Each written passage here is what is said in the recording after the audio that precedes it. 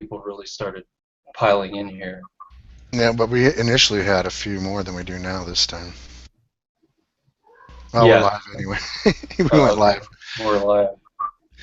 All right. Well, I'd like to thank Dr. Price for joining us tonight. We really do appreciate it. Get a chance to interact with him. Um, Recently, Dr. Price was asked whether he wanted to do something similar to this on a one-on-one basis, I guess, and actually charge a few people to spend some time with you. Is Yeah, that right? Did I get it right? yeah. I had already been asked by somebody who had taken one of my Institute for Higher Critical Studies courses, and over some months now. But she's auditing a course at Union Theological Seminary, and wanted to go over some of that material with me every couple of weeks for an hour. And she volunteered to pay me, period, and to pay $100 a shot. I would never have asked that, but once she did, I figure, well, I don't want to take all the time as much as I'd enjoy it. If a lot of people wanted to do it, so I figured, well, let me make just an exorbitant fee there to weed out folks and have a manageable amount of time on the phone or the computer. And so a few people have said they're interested, though I've not actually heard requests yet. So do you have any idea how you would be doing it? Skype or something I similar to that? cannot get on to Skype anymore. I have. Carol went through all kinds of rigmarole to get me a new password and this and that and the other thing, and it worked on the computer she did it on, but on mine it will not. I don't know what the heck. They say, well, if you're not getting on, then press this button and we'll get back to you, and they don't. So I have no idea what's happened. I thought I'd be Skyping, but as it turns out, I was just on the regular old telephone with this one student. I don't know what's going to happen.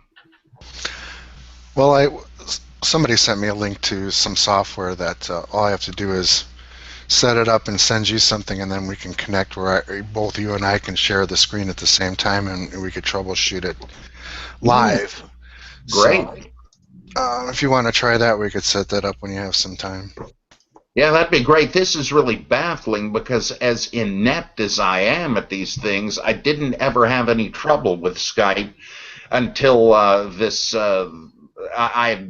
checked out of it at some point, I guess, and couldn't get back, and I don't know what the heck is the matter. So that'd be great.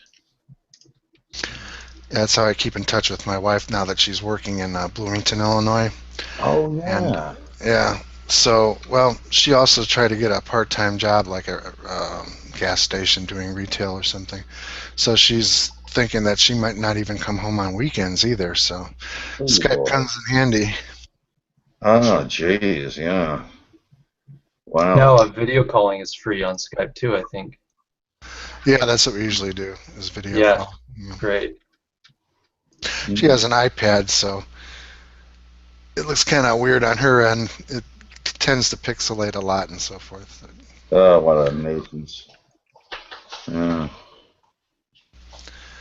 Okay, well, does anybody have a question to get us rolling, get us in the mood here? I have my Bible Geek question, but I wanted to ask, could you kind of describe a little bit what exactly like the framework's like for your higher critical course that you do, that you've talked about? Like what kind of material is read, and what's your approach to taking, like, say someone that's a real novice in in all this literature through that material? Well, some of the courses, and they're all like tutorials, I guess. I have a list of books for each one, and some of them do assume that you're a novice. Like I'll have one on form criticism and redaction criticism, where you read several of the major works in it, and we just discuss it. If anything, it remains unclear from the reading. We discuss that for an hour a week, and then move on to other books. I'm doing that with somebody on I think historical method. Yeah, we just went through F.H. Bradley's The Presuppositions of Critical History, and then Collingwood's The Idea of History, and now we're looking into Burton Mack's A Myth of Innocence, where there's such methods are applied real well, and then we got a couple of other ones. So it's just structured around going through these books, which I gather is the way doctoral courses are done in Europe, where you don't have lectures you attend, though being a big mouth, of course, I'd love to do that, but but it's just private conversation about the readings and anything they tend to bring up. Okay, and thanks. There's a raft of them. I don't know, have you seen a list of the courses and the readings?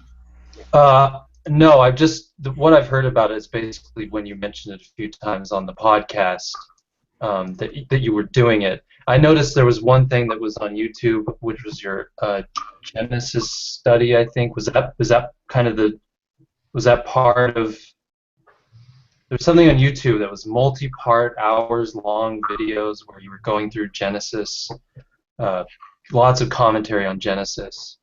Yeah, I think I did that for Johnny Coleman's seminary, though I can no longer really remember. Okay. But these, I don't have anything like that for this, though it wouldn't be a bad idea to try to get that together sometime. Okay, yeah, I was curious about if it was going through books or, kind of what the approach was. Yeah, thank you for that answer. Well, Doug, there's actually the course listing is in the Bible Geek listeners files group. Oh, really? Yeah, let me throw the link in there. Yeah, I'd like to take a look at it. Right to it. Mostly I'm reading the blog and drooling over some of the books in the higher critical reading list. Yeah, Okay, the complete thing is listed there, all the sections and books, I believe, as well. I talked to Dr. Price and they gave me that when I had him, and I also talked him into giving it in 50% off. So the current price there, $300 each. It used to be $600 each. So for you, Doug, we'll give you the special twice as much price. So how long do these usually last? How much? So there's the structure. Like how much time does that usually take? Does it depend on the student, or do you have a kind of an itinerary that you like to stick to?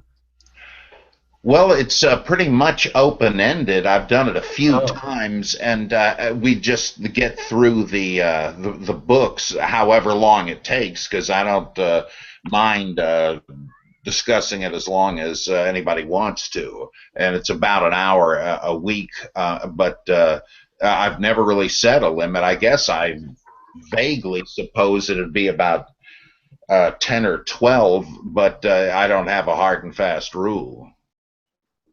Okay, yeah, so open-ended, gotcha. That answers my question.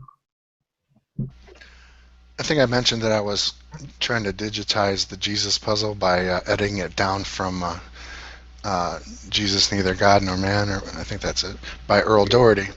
And because I'm doing it, I'm having to go through the text and delete stuff and rewrite things, becoming much more familiar with the arguments. I was thinking of maybe hosting a seminar, because I have this other Google Plus account called the Society for Critical Biblical Studies or something, and it's just me sitting there.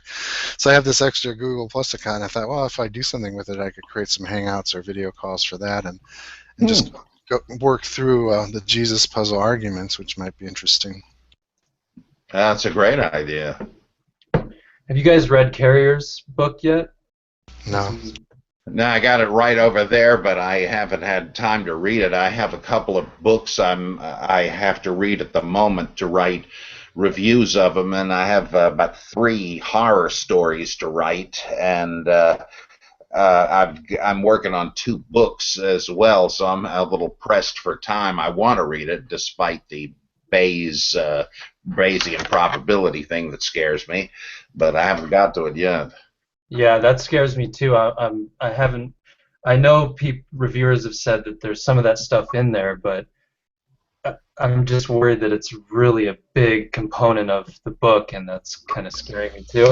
It's supposed to be a bigger component of the previous book than this book. This is supposed to give you the results, what it all means. Yeah, that's encouraging. Yeah, there's a lot of topics, like I'll read on astronomy, and it'll talk about string theory, and then it'll give you all these formulas and stuff. I just skip all that, and I just go directly to the paragraph. What this means is that, in English, so I don't actually have to know the math. I'll trust them on that, but just tell me what it means. Yeah. Gotcha. Oh, there's Hello, Devin. Devin. How you doing?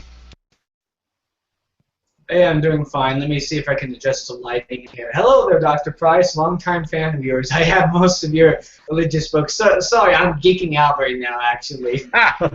Good to make your acquaintance. Well, should we go ahead with our questions, or how do you want to do this, John? Yeah. Did Johannan have a question? He's muted. Oh, Reuven, he's posted a question someone wrote in. You want to read it, Doug, or do you want me to? Go ahead. Greetings, Dr. Price. What are the main distinctions between the Marcionites and the Gnostics? I get the idea that there's a lot of overlap, but don't quite know where the dividing line lies between the two. That's from Derek Barnett. Yeah, often you read Marcianism depicted as a version of Gnosticism. I kind of prefer Harnack's estimate that it's something of a cousin to Gnosticism, and there are two things that are very different in it. Both were ascetic and flesh denying and encretite, basically, and both believed that there was a difference between the Christian God, if that's the way to put it, and the Creator, who was the Old Testament God who gave the law and so forth. However, I don't know that Marcion said that the Father of Jesus Christ was supposed to be the ultimate God, as the Gnostics, like the Valentinians, said about the unknown Father, etc., from whom the whole pleroma emerged.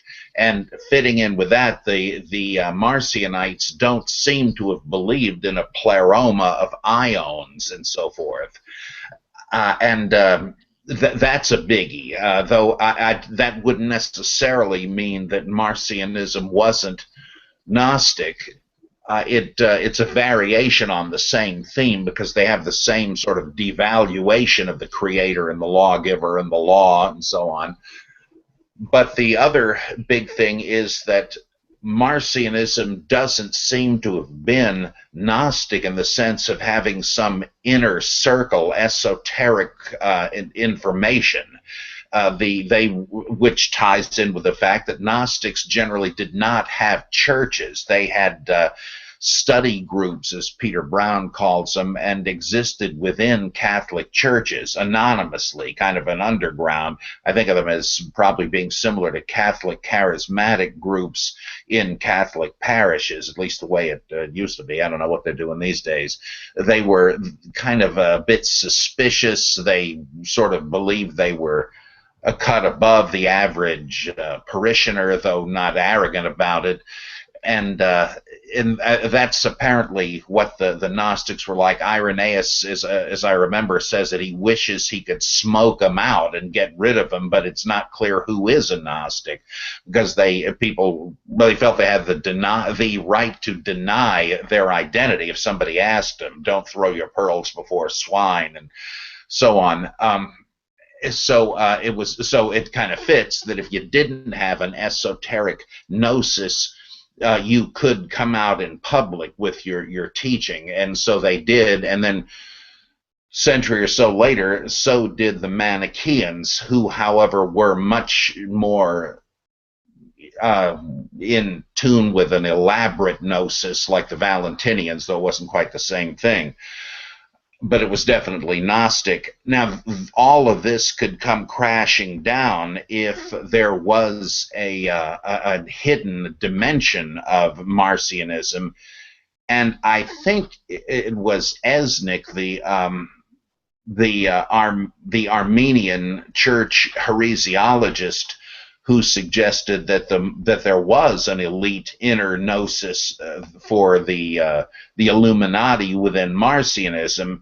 That's the only piece of hearsay evidence I've ever heard. But if there was a kind of an higher truth, then that would make them Gnostics, I think, even if they didn't have the pleroma and the ions and so forth. I mean, they might add that too. That could have been part of their esoteric version if they had one. But assuming that that wasn't true, that what you see is what you get, they're much more like Valentinianism and Basilidian Gnosticism and so on, then they're like Catholicism. Because the Gnostics kind of, well, I guess they both thought that your average Jews and Catholics were duped. They were well-meaning, pious people, but they were in no position to grasp the higher truth because they lacked the divine spark. They weren't damned, but they weren't really in the loop. And so there's a lot of similarity, but I think that's the two big differences. Marcionism was simpler and apparently didn't have an esoteric side. So I'm wondering, can you actually say that Gnosticism, or at least some Gnosticism, descended directly from Marcionites, or not? That wouldn't be surprising at all. I mean, there's such a similarity and a continuity. I don't know that anyone suggests that, except that I believe Eusebius and others, and I'm sorry, Irenaeus and others said that. Well, now, this puts things in a slightly different light. They thought that Marcion was a student of Simon Magus, and from everything we're told about him, he did have a pretty much Gnostic view, though he is described in the Pseudo-Clementines as teaching a Marcionite doctrine of creation and justification and so on. If there's something to that, then you might say that Marcionite Christianity was a simplification of Gnosticism, and that there were other split-offs or developments from Gnosticism, perhaps Simonianism, and because it would be Simon Magus, who, as you know, I think was the same as Paul. They're a kind of a parallel with Socrates, because Socrates had his own doctrines, but they weren't as elaborate as various of his followers developed. And not only Plato, but Antisthenes, Diogenes, Epicurus, and all these guys, that they all consider themselves Socratics. And I think in the same way, it's not at all implausible when the Church Fathers said that Simon Magus was the fountainhead of all heresy. And if they're correct that Marcion was a disciple, or at least some kind of a follower of Marcion, then he just went in one direction and the others went in other more elaborate directions. In fact, in The Amazing Colossal Apostle, I suggest that the way they're described, Simonianism is more radical, more ascetic and so forth than Marcionism, and that Marcionism represented a kind of second-generation domestication, though it was ascetic and encretite and so forth, more so than the Catholic type of Christianity. It was less radical than Valentinianism and Simonianism, and that's one principle I use to distinguish different strata of the Pauline epistles.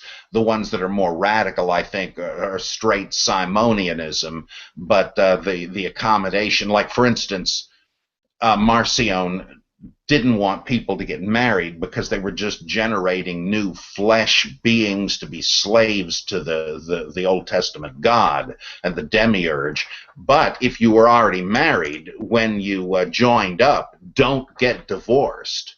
Other Encratites, like represented in the Apocryphal Acts, these, like in pretty much in any of them, they said if you're married, forget it, no sex anymore. I think 1 Corinthians 7 is an attempt to ameliorate that, and so I think Marcionism could easily be understood as a sort of domesticating of Simonianism, assimilating it a little bit back toward the mainstream of society, which is a common thing in the history of sectarianism, right? You have a radical divorce from the religious establishment, but then once you start having kids who were brought up in the sect, they don't have the same sort of rebel outlaw mentality, and then when you're having to raise them and have a family structure, you can't help but gravitate back toward the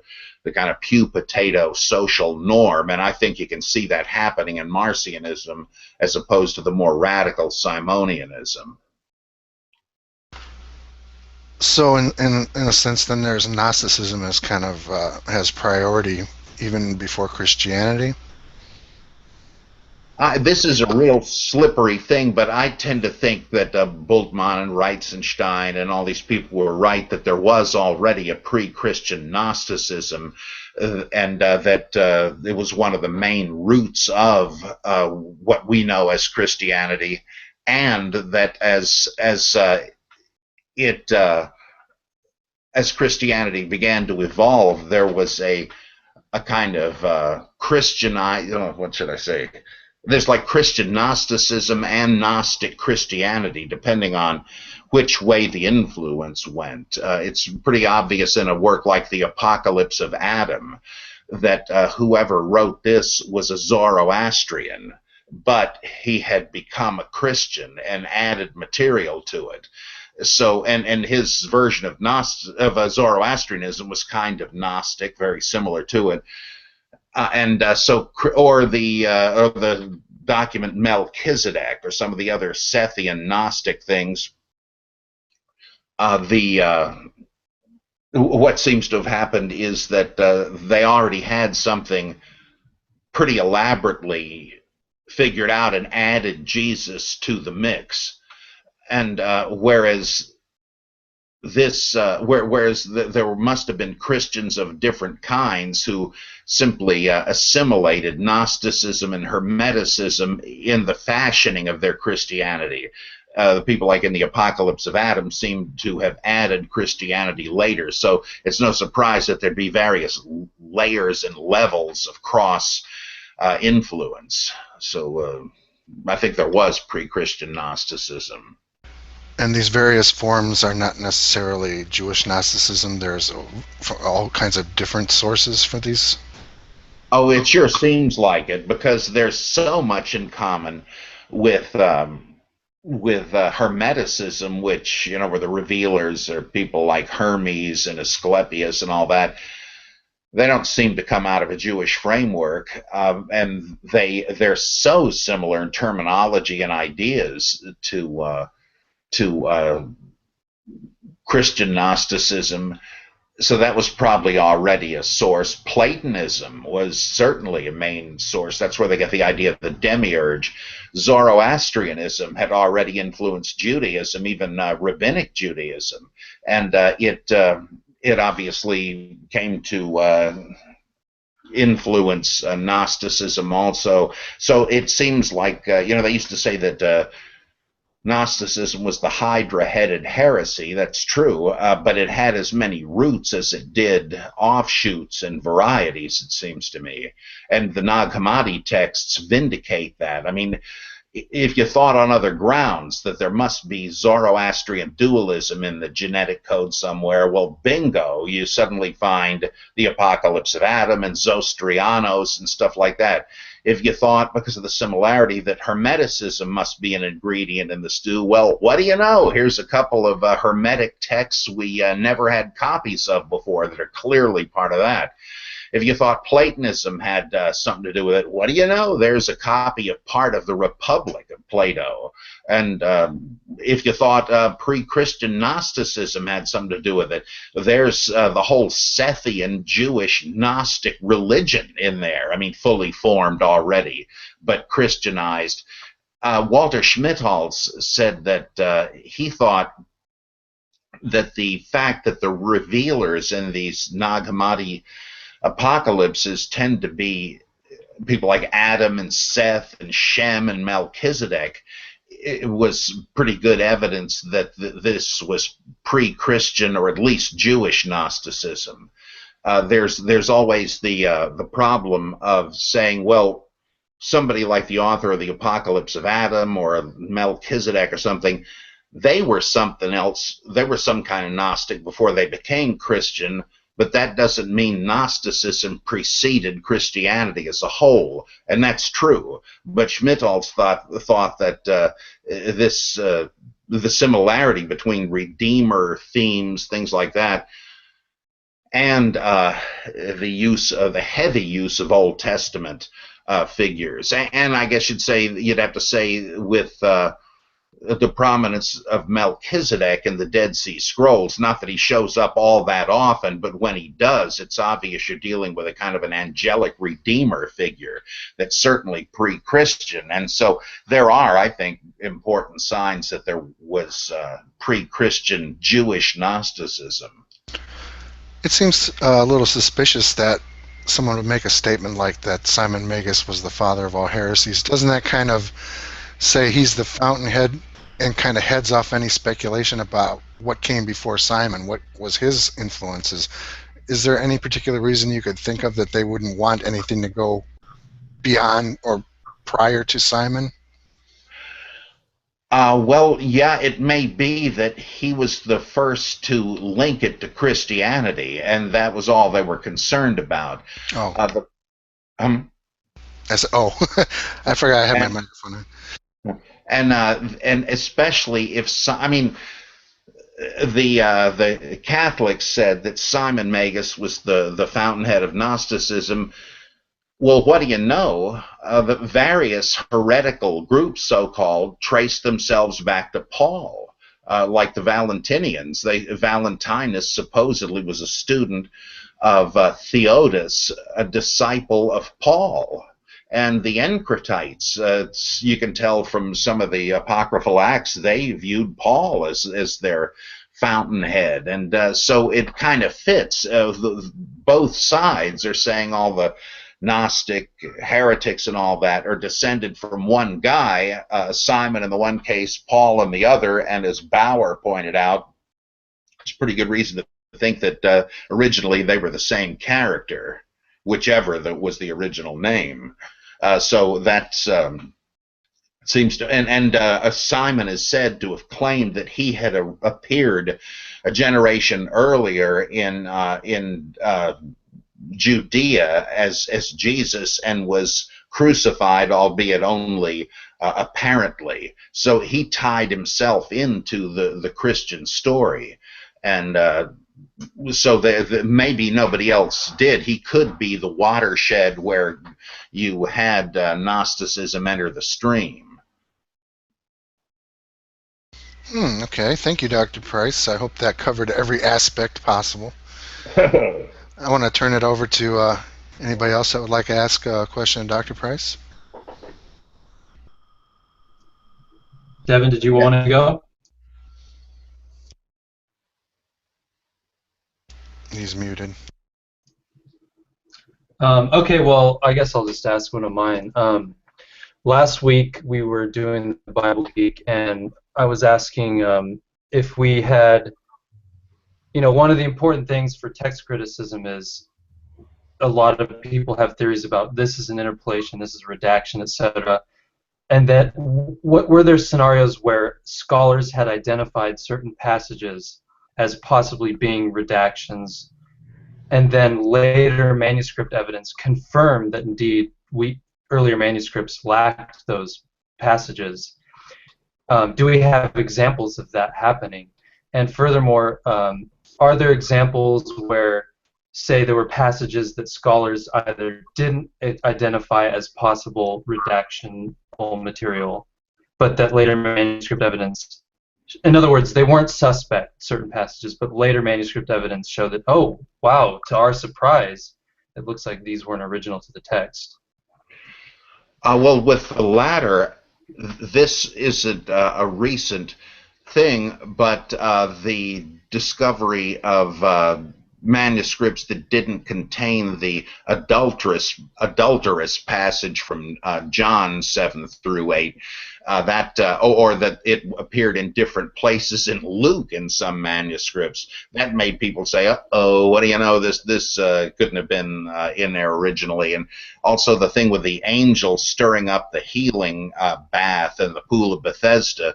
It turns out, I mean, that makes a lot of sense. It's kind of weird, but that doesn't count against it. It's an explanation of why these people were waiting around this pool. So I guess it didn't seem like a good candidate, though. Still, we're going way back now, but they found manuscripts that didn't have it. And they said, okay, I guess this is what happened when a scribe who happened to know the legend of the pool, but figured readers might not know it, penciled it in on the margin as a kind of a footnote, and the next scribe copying from that thought, oh my gosh, my predecessor left this out, and then noticed it and put it back in, so I'll make sure it's in the right place in mine.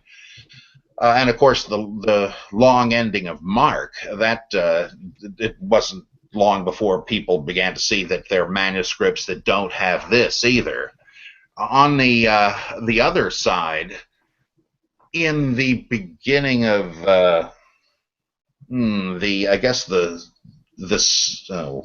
is it in the it's in 1 Samuel, where Saul proves himself to be a worthy king because he has to he rallies the troops to rescue these guys from Gilead. Oh, yeah, I was right. Chapter 11 of 1 Samuel. It starts out, then, I'm probably mispronouncing this, Nahash the Ammonite went up and besieged Jabesh Gilead. And all the men of Jabesh said to Nahash, make a treaty with us, and we will serve you. But Nahash the Ammonite said to them, on this condition I will make a treaty with you, that I gouge out all your right eyes, and thus put disgrace upon all Israel. And then they appealed to, they send messengers out all over Israel, come help us, and Saul does, and all that. The scholars had figured, wait a minute, I bet there was something missing here, that somebody accidentally dropped out some of the text, because elsewhere in this book, whenever a pagan king is mentioned, he's introduced with a certain formula. So-and-so is the king of the children of so-and-so, but not here. And what the heck? What led to this mess? Where's the backstory to this? Why is Nahash making these demands? He's going to gouge their eye. What is this? Well, what do you know?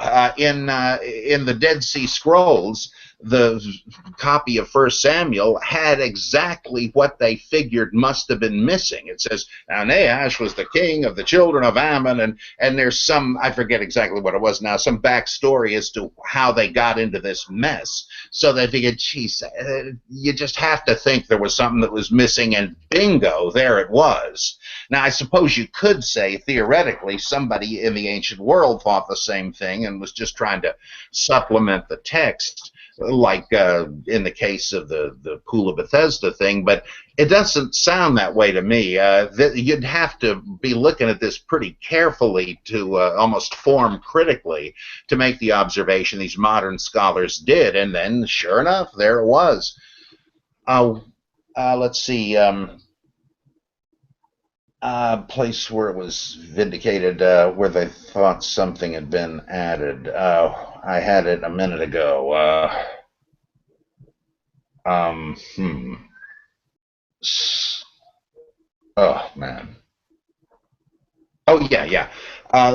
Many scholars say that John chapter 21, the so-called Johannine appendix, must have been added to the text because it obviously seems to come to a conclusion at the end of chapter 20, and not just subject matter wise. There's the wrap up, well, I can tell you many more things, but this ought to do it, and then it starts up again. Well, there wasn't any manuscript evidence until somebody came up with a copy of the that included at least the latter part of chapter 20 with the ending, and that was it. No 21.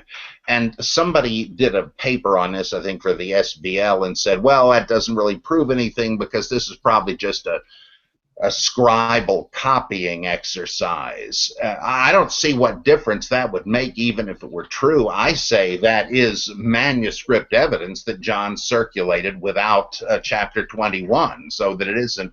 I mean, ultimately, of course, you can't prove it, so it's speculation, but it's not merely speculation once they discovered that. So there are a couple of them, I think, where the surmises were vindicated by manuscript evidence. Okay, yeah, thank you. We were wondering about that last time, and I wasn't sure because, yeah, that would be, that kind of vindication would be something that, obviously textual critics would love to have, and it seems like, yeah, we have it. Like, wasn't one of the books in the Septuagint, like Joshua, I think, was a certain length, and then in the we discovered the Dead Sea Scrolls, I think it was Joshua, maybe I'm wrong, that it was like 15% shorter or something like that. I think it's Jeremiah. Jeremiah, that's right, yeah. Yeah, there's a lot of that missing, and it doesn't let's see. Also in 1 Samuel, I think the Septuagint is missing. I think the Septuagint is the one that's shorter in Jeremiah and 1 Samuel, and part of the David and Goliath story is missing in 1 Samuel, and this is interesting because though I can't remember what it is it's missing in Jeremiah, though there's lots of stuff, in 1 Samuel, it doesn't fit the source critical theories about like there are two different versions of the meeting of Saul and David. One of them has to do with the David and Goliath thing, the other one with him just being a shepherd and Samuel going to seek him out. And that theory is not vindicated by this, though who knows why. I mean, it could be that the Septuagint simply abridged the text, or that it's based on an earlier Hebrew text that had abridged it, but it's really hard to say. But that's one where the manuscript evidence doesn't back up a source critical theory, which isn't quite the same thing, not interpolations and the like, but rather source theories. You would have expected, like, say, the David and Goliath story simply not to be in there, or the earlier meeting of Saul and this young lute player not to be in there. But you can't cut the pie that way according to the Septuagint addition of the text, whatever that means. So there wasn't speculation by scholars before the discovery of the Dead Sea Scrolls about some of the material that was in the Septuagint that we didn't find in the Dead Sea Scrolls version. Oh, there probably is. I'm just not that familiar with the discussion of that. Okay. They must have had some kind of theories. I just don't happen to remember them if I ever read them. Okay, gotcha.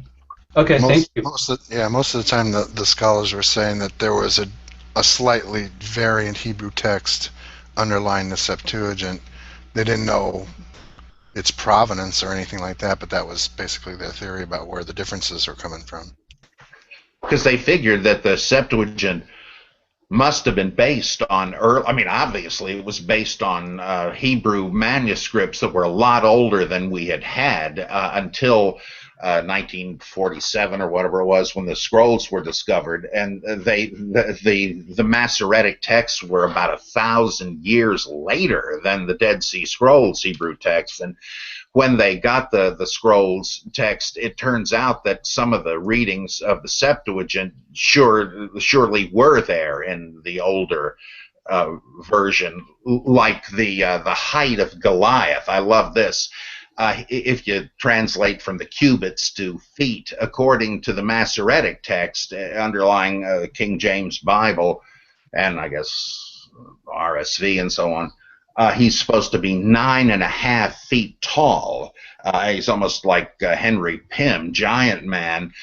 But in the Septuagint, it had the cubit equivalent of 6.5 feet tall, which makes a lot of sense because it's not a fairy tale anymore, and that such a guy would be considered a giant given the shrimpy stature of most people in the ancient world, where they didn't have much meat in their diet. And I always tell my students, like when this comes up, look at armor and clothing in museums. People were shorter, and but these guys weren't. The Anakim, the Rephaim, like Goliath and Nimrod and the other mighty men, and so that made sense. And sure enough, the Septuagint was right. Does anybody mind if I read a question this was posted in the Bible Geek listeners on September 17th, but it was never answered by anyone. Is that okay? Sure. It was from a guy named Daniel Creelman. He said, I'm still working on my presentation about creating fictional religions, and there's a term I'm looking for and not finding it. It's the idea that gods have a physical seat of power and their authority wanes as you get farther and farther from that location.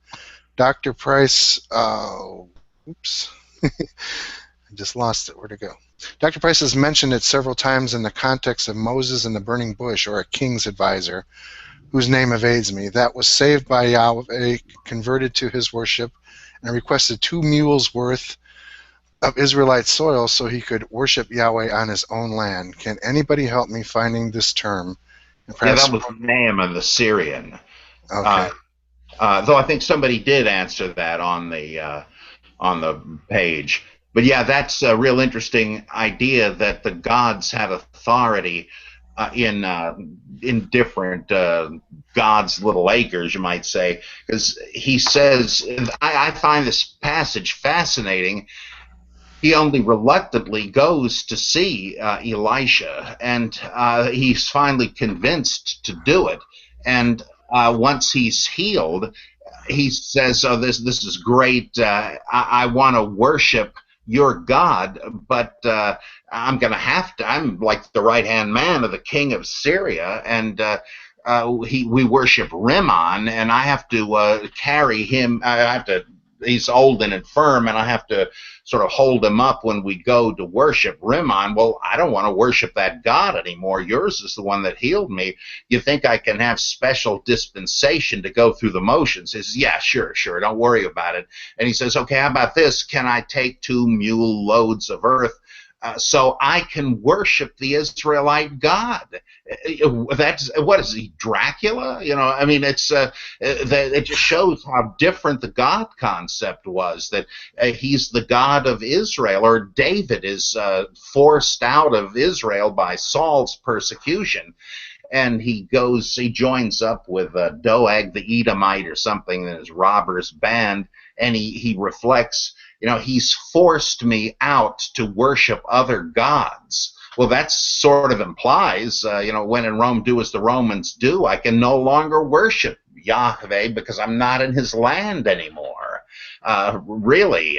And this evolves into the idea you find in Daniel, for instance, where I guess it's Gabriel who comes late to Daniel in his vision and says, "Sorry, I'm late. I had to fight the king of Persia."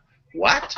Well, surely that means they all had angel princes, each of the nations, and that must have been the sons of God, as they called them in Deuteronomy, I think, 32.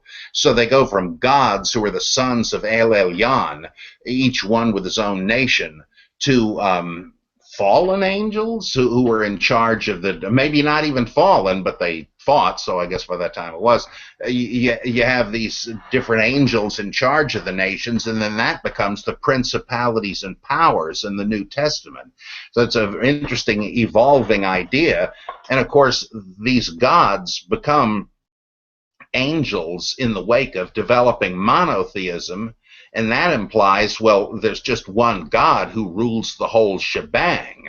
So by that time, you don't have God's little acre anymore. God can be worshipped anywhere because he's everywhere, and everybody owes him worship. So as part of this fascinating complex of ideas that you can see percolating along through the Bible. So is there a definite term for that, like soilotheism or something?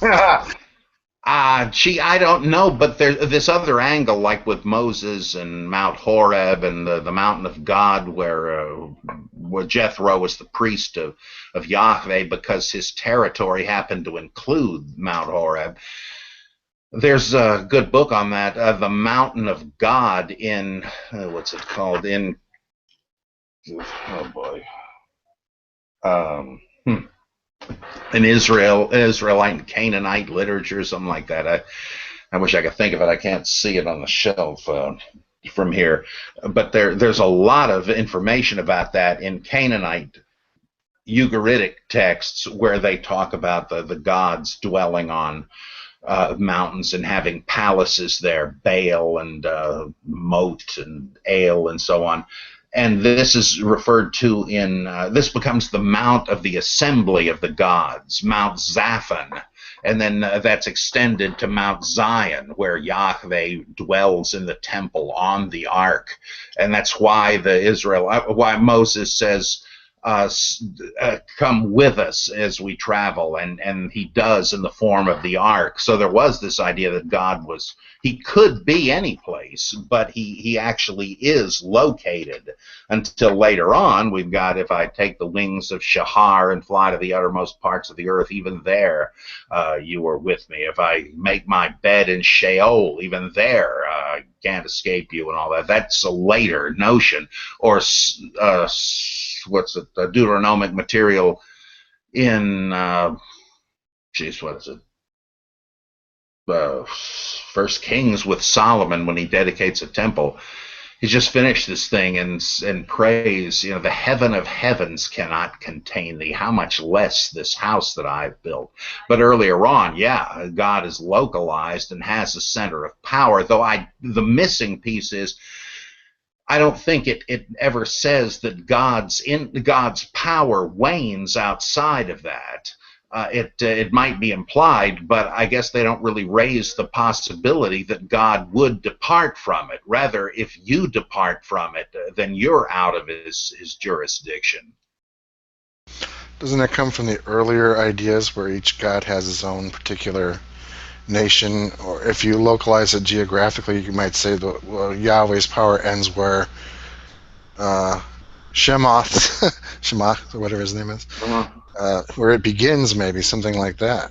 Maybe that's where. Yeah, it's just that the question implies, could they? Like I was just reading a comic book the other day where this guy becomes a new Green Lantern, and unlike the other ones, he gets his green energy from Mother Earth itself.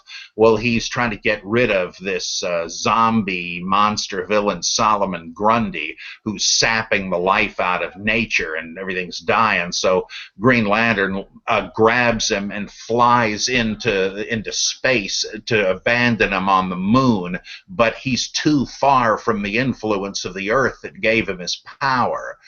So he falls back to Earth, but luckily when he's entering into the Earth zone, he gets the power back.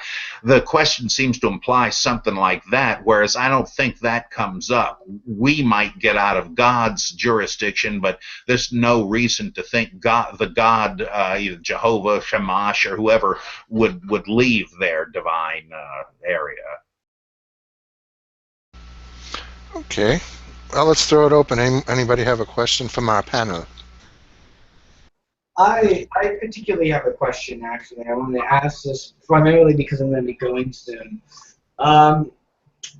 I was kind of curious, Dr. Price, if you know, so I'm trying to contain my exuberance and excitedness right now. So I was kind of curious when the film Zeitgeist released back in 2007. There was a series of lists regarding the comparisons to various gods and deities. Now, before, of course, I was somewhat into religion, and I saw these comparisons here and there, and I didn't really think much of it. But at the time, I kind of got roped into it. But now I'm more or less of the idea where, well, some of it might be true, some of it might be false. I haven't really looked into as much of it as I would have liked to come to a definitive conclusion. But since you're more or less fairly familiar with comparative mythology, than possibly I would like to be, I was kind of curious about your thoughts on the comparisons that Zeitgeist sort of, or rather Peter Joseph made with regards to the whole, December 25th, dying and rising, these sorts of similarities, like, and the other question I was hoping to ask is that if one were to look for this information, where could one find it actually in the academic literature? You don't have to answer the second one if you don't have the time or if you can't really get into it in depth, really. But I myself, I was trying to look through the academic literature for quite some time, and I was having a hard trouble trying to parse through it. It seems to be fairly well hidden, fairly in depth into it all. Is that why it's fairly hard for people to find any information about Joel Common to verify these claims? So sorry, that was 3 questions. I didn't mean to ask that. No, I know just what you mean. There are long and complex questions, inevitably, because there's a lot of ground to cover in them. I've never seen Zeitgeist, but I have read things that make dubious parallel claims. For instance, people say that Mithras died or was crucified and rose from the dead and so on. There's no evidence of that, though there are various striking parallels between early Christianity and Mithraism, but doesn't include that. You could say Mithras died and rose in that he was a sun god, and Brumalia, the 8th day of the Saturnalia festival, was supposed to mark his rebirth, because this was the solstice, and of course all the days had gotten shorter up until then, and the solstice is when the days begin to get longer again, so they naturally symbolize that as the sun gods dying and being reborn. Well, that's pretty close, but it's not. You can't say Mithras was crucified. I believe I've even heard people say that the Buddha was. Well, no, the Buddha is associated with a tree, obviously, the Bodhi tree of enlightenment, but that's not really the same thing. The notion that Krishna was crucified, there's, like Acharya has pointed out some fascinating stuff about what appear to be gods crucified in India and different places, but it's not clear that it's Krishna or what it's supposed to depict, though it's fascinating. It deserves more study. But I tend to stay away from these things because with Attis, Osiris, Adonis, and others, Hercules and others, you've got definite dying and rising god stories that are parallel. In Baal is another one in amazingly close ways, and these have attestation long before the Bible, despite what apologists say.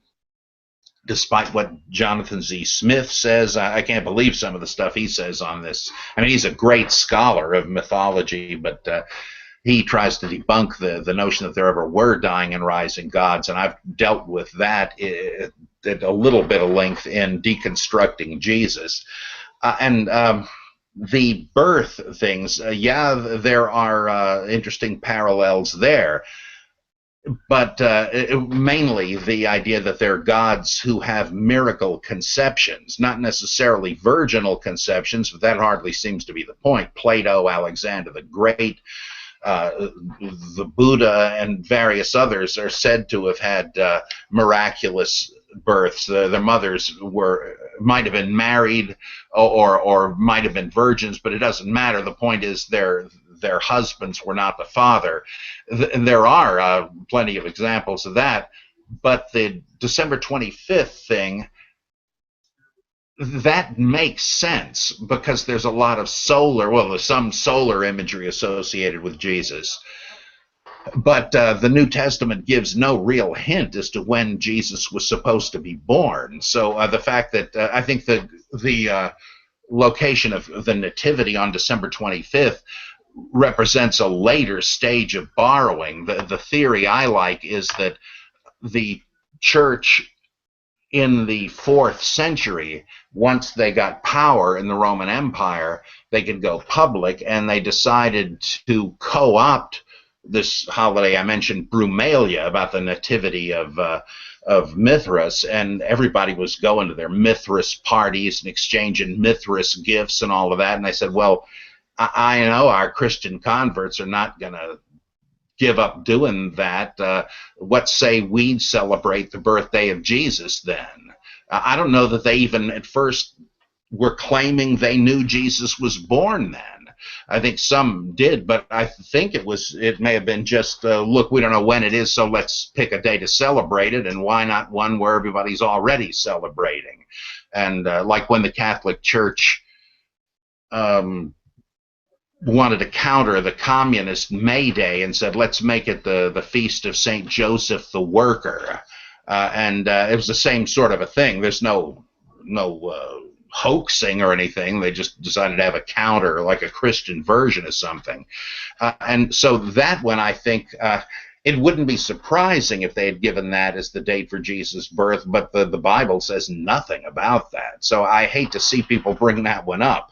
Horus was born on December 25th, and there's no surprise to this because it was the winter solstice according to the current calendar.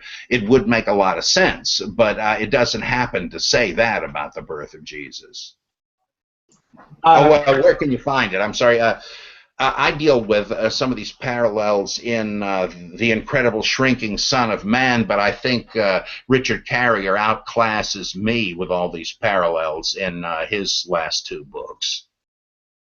I believe I have his book, The Historical Jesus. I haven't quite gone through it yet, simply because, well, I just got to a point in which I was just going over the same things over and over, and while Carrie was providing a lot of good information for me, I just kind of got sick and tired of the subject, so I kind of dropped out. That's, but just for clarification, before I get going, there is a little bit of obfuscation.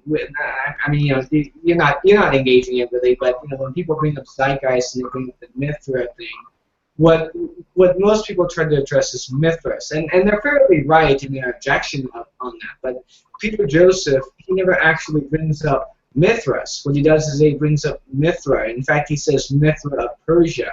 And for some reason, I don't know if it's the internet, I don't know if it's the whole telephone sort of deal, or if it's the subjectivity of language and how it gets interpreted through the internet to other people, or if it's the emotions or whatever the fuck is going on with that. But for some reason, people interpret Mithra as Mithras, and there's a whole bit of it's a whole clusterfuck is what I'm going to say here.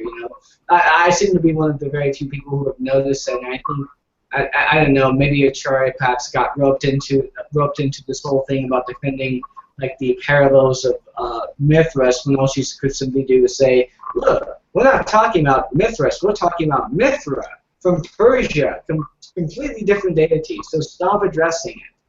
But you know how people sometimes are defensively on the internet. That's all I just had to say. Are you saying that Mithra and Mithras are different characters? Yeah. Mithra, from my understanding, is a deity that comes from Persia specifically. There is some imagery that is used in Mithras, and there is some kind of connection really. But Mithras specifically comes from Tarsus, from my own studies on this sort of ordeal. Mithra, on the other hand, is, let me think if I can remember, I think it's an Indo-Iranian deity. And he is associated with solar worship, and there's a bit to go on with what was it? His mother was a particular virgin goddess. She was a goddess associated with water. I can't remember her name. Just for the record here, take what I'm saying with a grain of salt. I want to warn you here because I am suffering from a bit of information overload. I mean, if it wasn't for you coming on the net, I probably wouldn't have even come on this Google group just to ask the question to begin with. So yeah, just take what I'm saying with a grain of salt. But I am fairly clear in the understanding of what the deity was, who she was associated with, and whatnot. But I just can't remember. I can't remember her name. Well, Mithras appears as a god who guarantees pacts and contracts in the Rig Veda, which goes way back there, and then Zoroastrianism branched off of it was in Persia at the time. It would be Afghanistan on today's maps. But he once Zoroaster broke off from the Vedic religion and switched the Asuras and the Devas, so that the ones who had been the Titans in the Veda became the gods, and vice versa. In his religion, he did maintain the god Varuna, who had been the original king of the gods until Indra replaced him, but he was still considered the god of moral order. He's the one you would ask forgiveness from, and so on. Well, he had a couple of assistants, and one of them was Mithra, who again watched over contracts, kind of like Jacob and Laban in Genesis. Well, Zoroastrianism caught on, and over the hundreds and hundreds of years of its history, Mithra somehow became more popular than Ahura Mazda, and he kind of like the Virgin Mary and Jesus, I guess. I love the old joke where the little old lady goes into the Catholic Church and starts fingering the rosary beads and praying to the Virgin Mary, and suddenly she has a vision, and the ceiling opens, and there is Jesus saying, "Your prayer has been heard, my daughter. What would you have of me?" And the little old lady says, "Shut up, I'm talking to your mother." And that kind of thing has happened. Well, Mithra somehow overshadowed the god he was supposed to be serving, and then from that emerged Mithraism, where he was simply the major god, and this became the great mystery religion. And it spread all over Europe once Roman troops went on tours of duty in Persia. And they would come back with this macho deity. They loved him. And even now we know of hundreds of Mithraic grottos all the way across Europe into the British Isles. And so he was well known and worshipped by even members of other religions. And so it all is the same God, basically. Just they just slightly different pronunciations and all of that. But he did, and he kind of co-opted Helios from Greek mythology, a sun god, and so he really penetrated the whole Roman Empire and became the chief deity of Rome eventually. So what a career! So I think it is supposed to be the same God. He's just evolved over millennia. Oh, okay. So if I understand your position is more akin to, I think his name was George Fraser, I believe he was. He was one of the early Mithraic scholars who began collecting and putting forth a lot of the primary source material around and together. Oops, sorry, I forgot to. Sir James Fraser in the Golden Bough? No. Matter of fact, I just never mind, my bad. Oh, this Tarsus thing. Let me mention that David Ulansey did this great book, The Origin of the Mithraic Mysteries, and I bet that's what you're thinking of. And he said the juncture at which the Vedic and Zoroastrian Mithras became Mithras, the slayer of the bull and the object of his own religion, was when the pirates in Tarsus of Cilicia combined Perseus with Mithras because their patron was the king Mithridates, and he became the slayer of the bull because Tarsus was a big center of astrology and astronomy, and this had to do with the the precession of the equinox from Taurus to Perseus. And so and this was happening just then, and so the dominant constellation went from the bull to Perseus, who they renamed in honor of Mithridates, and so it got a new lease on life and became the fantastically popular Mithraist cult as of that. I think some people don't think he's right, but it seems to me it's the evidence is in his corner. Okay, thank you for that. I really appreciate that. And actually, I was kind of mixing up David Delancey with some of what I was talking about. Again, I'm trying to recover from a bit. But anyways, I'll go ahead and get going. And if I stay too long, I may end up dominating the entire conversation, and I don't want to do that. So. No, thanks. Great. It was great meeting you. It was great meeting you. And no, thank you. You too. Okay. Bye. Bye-bye. See you, Devin. Bye-bye, Devin. Sorry, I was watching the Giants-Dodgers game. Could you repeat everything you said? Who's winning? Any other questions in the panel? Buck, do you have a question for Dr. Price? There was a ride-in one, too. Yeah, Buck's been in here a while, though. Oh, yeah.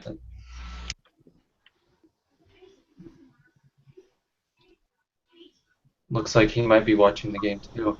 I've been just reading some things on this current emergent church quasi-theologians like Peter Rollins and Nadia Bolz-Taylor. They seem to be gaining popularity. Are you familiar with those two that are quite young? No, I'm vaguely familiar with the emergent church. From what I understand, it seems to be like yet another rediscovery of liberal Protestantism, and they're moving in that direction, I gather, but I don't know much about it. One is Catholic, one used to be Church of Christ, who's now. Yeah, I don't really know much about that. I have less and less interest in the whole churchy thing. Though I'm ashamed of myself, I should try to keep up with it. Right. No problem at all.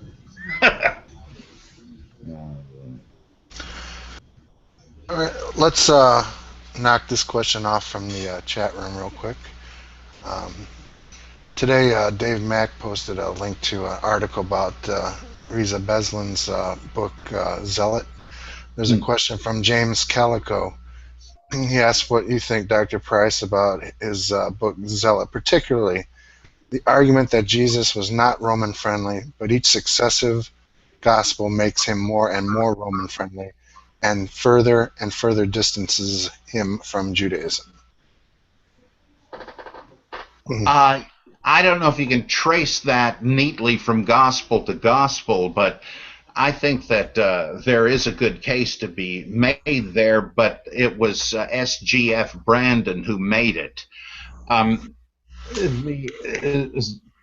Aslan's book is really just a warmed-over, less effective version of Brandon's books on the matter, Jesus and the Zealots and the Fall of Jerusalem and the Christian Church, I think it is, who decades ago set out this much, much better. I find that Aslan's book is marred by severe conceptual flaws and bizarre interpretations of evidence, but the merit it has is its unacknowledged dependence on Brandon. So if the case being made, the ultimate punchline is quite plausible.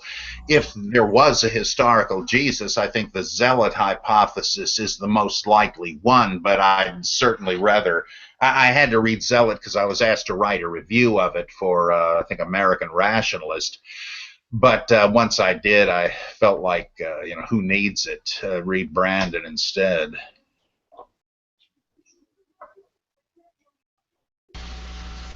There's also the issue of just one more historical Jesus construct. Apocalyptic prophet, cynic sage, zealot, jihadist, take your pick. Though I do think I have big problems with this theory too, but I have to admit, to me, it's the most plausible and least problematical. Not the apocalyptic prophet of Bart Ehrman? No, it's not that I think that's ridiculous or poorly argued. Schweitzer used that idea to great advantage in his books, and he makes a brilliant case. But the problem is, in my opinion, the apocalyptic element is so often easily shown to be secondary that the most you can show is that Jesus was early on interpreted in an apocalyptic way. It's possible that that's the case, but it's kind of like the cynic Jesus. There is powerful evidence for that too, that there is a lot of gospel material that just sure seems to be based on the cynic philosophy, but I'm not sure it goes back to Jesus. I think there's a pretty good case to be made that it was imported into Christianity by cynics who converted, like Proteus, the cynic Christian described and lampooned by Lucian of Samosata in the 2nd century.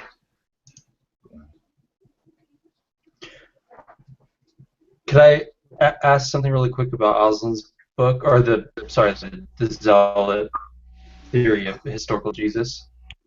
Mm. I don't want to cut in front of anybody. No, go ahead, Doug, since it's related to what we were talking earlier.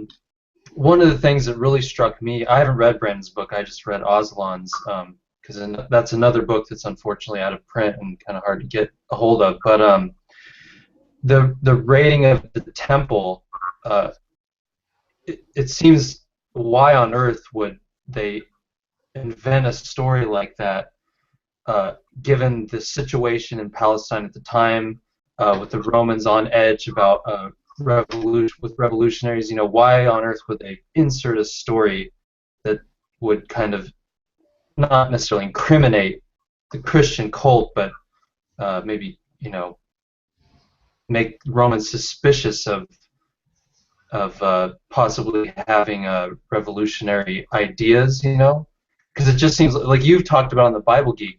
In order to raid the temple, there was a Roman fort nearby, I guess. There would have been guards all over the place. So obviously, why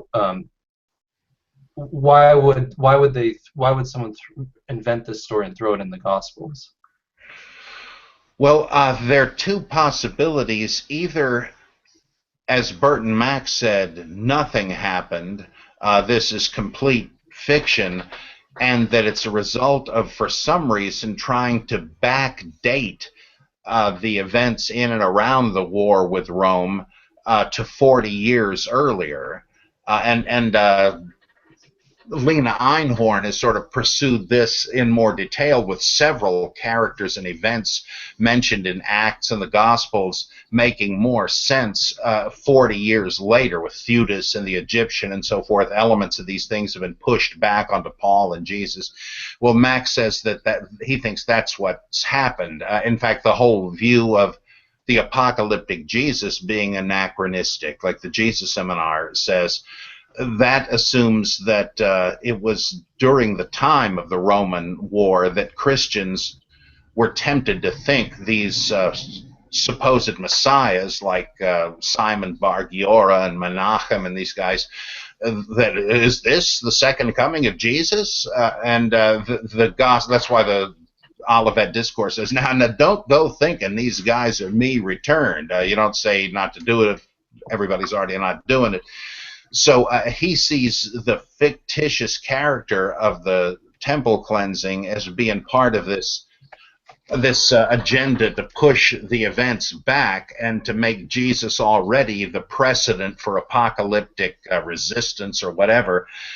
But Brandon's case, it strikes me as a bit better, and he says the story we're reading is not fiction, but fictionalized, because the facts must have been embarrassing, that Jesus was some kind of zealot, priestly revolutionary who, like some of the zealots figured, if we light the match, God will bring the explosion, but he's going to help only those who help themselves, so we've got to make the bid, and God will then descend and sword in hand and so on. The way we now read it, though, it seems implausible. How come Jesus wouldn't have been arrested on the spot? Well, maybe he was, and he would have to have been. And my guess is that if he's right, the original story and the facts were that the whole Last Supper and Garden of Gethsemane thing are fictitious. And what we see happening there with the disciples bringing out the swords to fight is the immediate continuation of the cleansing of the temple, that they try to resist right there, and it doesn't work, and they flee, but Jesus is taken into custody. And Barabbas, it says that he killed somebody in the insurrection. Well, what insurrection? Well, presumably the one they just mentioned, the scuffle in the temple. So that seems plausible to me. But why are Jews involved in it? Well, to get the pressure off the Romans, to say everybody knows the Romans crucified Jesus, sure, but it was all a frame up and a miscarriage of justice. He was really the Prince of Peace, and envious Jews put the Romans up to it, and they got suckered into it, or in Pilate's case, bullied into it, as if he'd let a bunch of roustabouts on the street threaten him with being ratted on to Caesar. The whole thing's ridiculous. I mean, he's going to get into trouble for letting go a guy he has declared innocent. Killing him and letting go a known killer of Romans? That's absurd. And so somebody's desperately trying to say, yes, he was crucified by Rome, but it's a big misunderstanding. It was really the fault of those Jews and those poor Romans. I mean, Pilate is eventually canonized as a saint. And all that. So that makes some sense to me, that they had to dress it up and rewrite it as best they couldn't just leave it out. But both of these theories make sense to me. I don't suppose it's possible to ever know. Yeah, it seems like wouldn't that what you described, the scenario you described, seems like it would make a lot of sense of what someone had mentioned earlier, that we find successively pro-Roman, not necessarily from each gospel, but in all the gospels. It seems like there's a pro-Romanizing going on. Yeah. And also more and more blame the Jews. It seems like that would kind of explain those two trajectories at once. Yeah, I think so.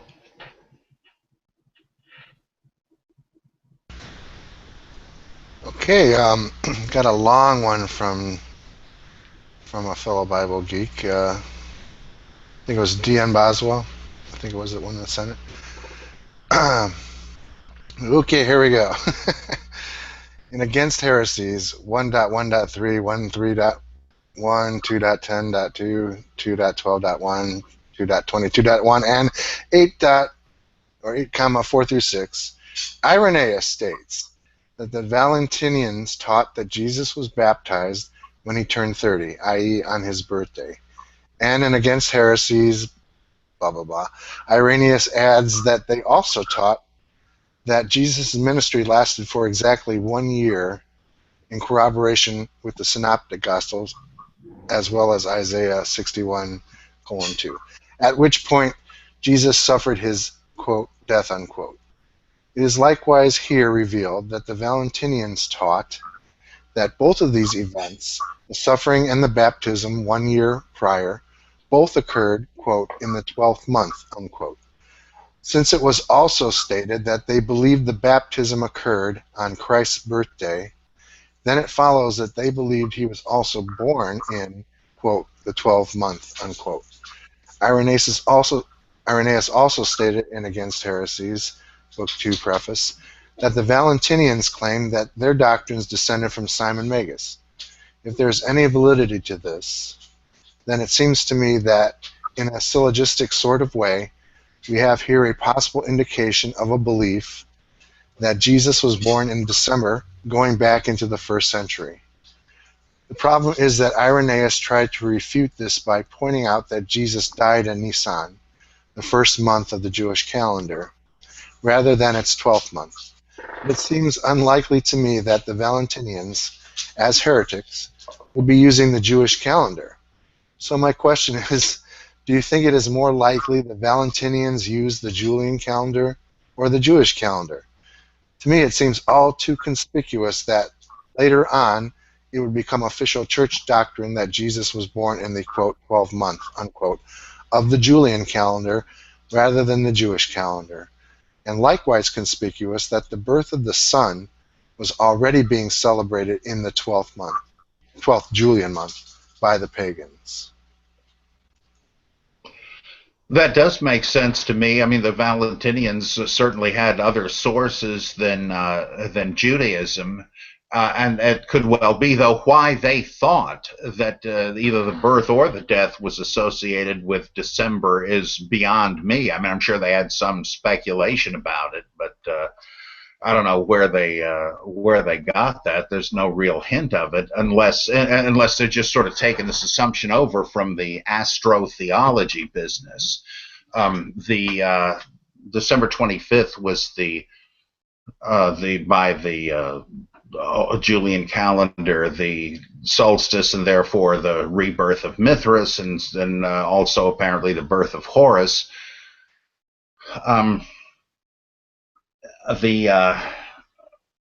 Fading out here, but if you pay close attention to what Luke says, and that's of course where they're getting this with the baptism when he was 30. Luke doesn't imply this was on his birthday. It says he was about 30. That kind of implies to me he doesn't have that kind of specificity in mind.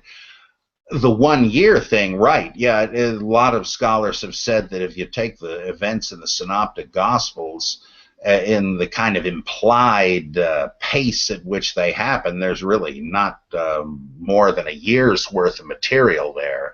I can see how they would have inferred that. Oh yeah, the other thing I was going to say, the baptism is celebrated as Epiphany, the visit of the wise men and the baptism, and that's on January 6th, and on yet another calendar, that was the birthday of Eon, the Lord of eternal time, and also the solstice. So that does imply that Jesus is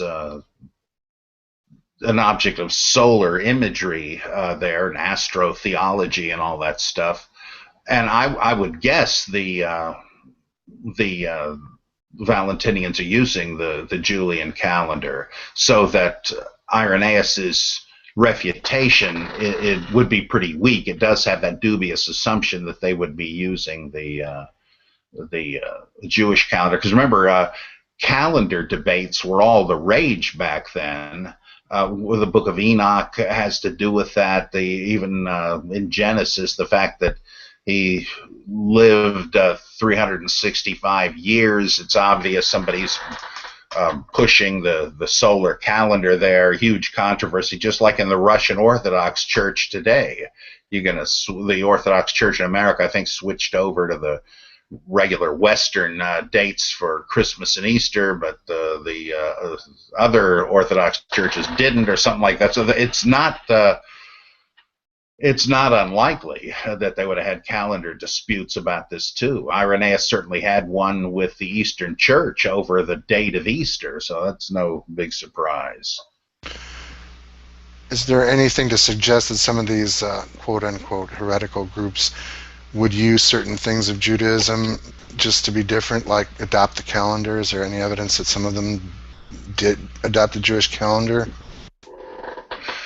I don't know enough about that. Barbara Thiering did some really fascinating stuff about relating the Qumran and Nag Hammadi calendars. There is apparently calendar lore, but I've forgotten. It was in both bodies of documents that she may do too much with, but nonetheless, her knowledge of this is astounding, and it does show that calendar issues were big with both groups. And of course, there's an awful lot of Jewish and Old Testament material in Gnosticism and Nag Hammadi, even when it's used as by way of a kind of parody. But no element of Judaism should be surprising to us in Gnosticism, whether positive or negatively treated. Thank you, Dr. Price. Speaking of Nag Hammadi, there was the documents that are found in that cache. There's Plato, other things that aren't specifically Gnostic or related to the other documents that were discovered. Is there enough diversity there to suggest or even make possible that we're not looking at a deliberately stashed away cache, that is just a haphazard collection that happened to be all thrown together at some point? Do you mean the Nag Hammadi library, which seems to be the library of the monks of St. Pachomius, that they had a kind of a ragtag collection? Yeah, or maybe it just happened to be dumped there, or, you know. By different people, you mean? Yeah, or, yeah, just almost like a garbage dump kind of thing. Well, let's just get rid of this stuff and just happen to be preserved by accident. I don't think so, because they were in satchels and in sewn together codices. I think that this must have been an institutional collection, like the Dead Sea Scrolls were, and various other caches of Hebrew scrolls found in the same general area over the centuries. Anan ben David, the founder of the Karaites, based his whole approach to Judaism on some of these documents he found, and various others are said to have discovered these things here and there. So I think they're in these. I kind of like Norman Golb's theory that all these Qumran and Qumran style texts were part of a temple library in Jerusalem. And though wherever they came from, though, those are a mixed bag. They have all kinds of pseudepigraphical works that weren't written by people of the same beliefs. It was just like a collection of stuff like you'd find in any decent library. And I think that was the case with Nag Hammadi. And were the monks Gnostics? Well, the Gnostics who wrote these books were radical ascetics, and the people that would be interested in them were monks. Even in the Gospel of Thomas, the single ones, the monachoi, the same word from which we get monks. So I think they must have had a lot of interest in that. And the amazing diversity of the Nag Hammadi texts, though the collection goes back to one particular monastery, I think, the encyclical letter of Athanasius in 367, I guess, where he lists the 27 books that Christians should use, that, since it was a circular letter, that certainly means that a lot of people were using a lot of documents like this that he didn't like. These people weren't the only ones. So all these Nag Hammadi texts must have been circulating in much wider form. We know Thomas did. We know the Apocryphon of John did. There were 3 copies of it at Nag Hammadi, and Irenaeus it quotes heavily from another copy. So I think that they attest a very wide, bewilderingly wide spectrum of types of early Christianity. You had Sethite or Sethian Gnostic Christians, some of whom preferred to interpret Seth as Melchizedek. You had, again, people influenced by Zoroastrians who nonetheless were Christians, and so forth, and various different Gnostic Redeemer myths represented here, so that it looks like there must have been various different types of Gnostics. And I think before, we knew there was a lot going on in early Christianity, a lot of different stuff before this discovery, but this really blew the gates wide open. I'm waiting for somebody smarter than me to try to reconstruct the types of Christianity that of which these things are the relics. Yeah, you mentioned the diversity of stuff. What kind of monastery would this be where they're collecting all this different stuff? How did it all end up in one place? It's like if somebody decided we're going to, I don't know, we're going to collect all of Karl Marx along with Milton Friedman and and Ayn Rand, and we're going to put it all in this cache to save all this stuff. It's so diverse that it's almost impossible for, say, like the monks to have held every single one of these beliefs. So how did they end up with all this different stuff?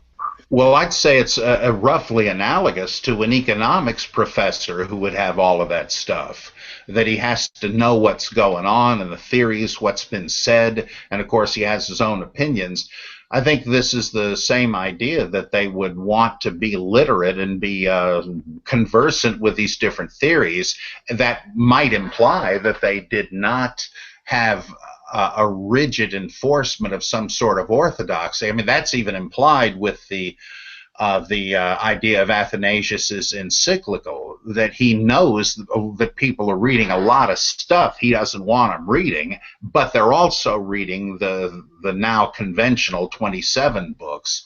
So that whole scenario implies that that people had very diverse contents to their libraries, as they still do, different theologians.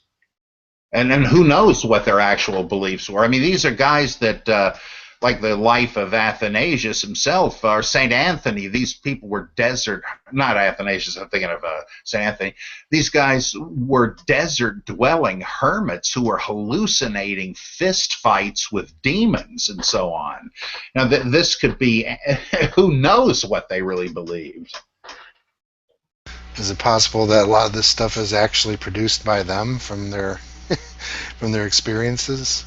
Oh yeah. In fact, a big clue to that is in, I believe it's the Apocryphon of James, where it actually says, I mean, the writer says he's one of the apostles, and he's with his buddies, the other apostles, and they're meditating, and he implies receiving revelations. And then suddenly the ascended Christ comes back and starts giving them revelations. Well, Irenaeus said that the Gnostics tended to play, can you top this, encouraging each other to have new revelations. Well, I think that's what we see happening in the Apocryphon of James, and that is where they got it. Probably from visions. What does Colossians say? People that are inflated by visions in their own heads. I think, yeah, that's surely where they got an awful lot of this. Like Carl Jung, who was a big fan of Gnosticism and kind of merged his identity with Basilides and plumbed the depths of the active imagination and had visions and so forth. So I bet you're right. Thank you. Any other questions going?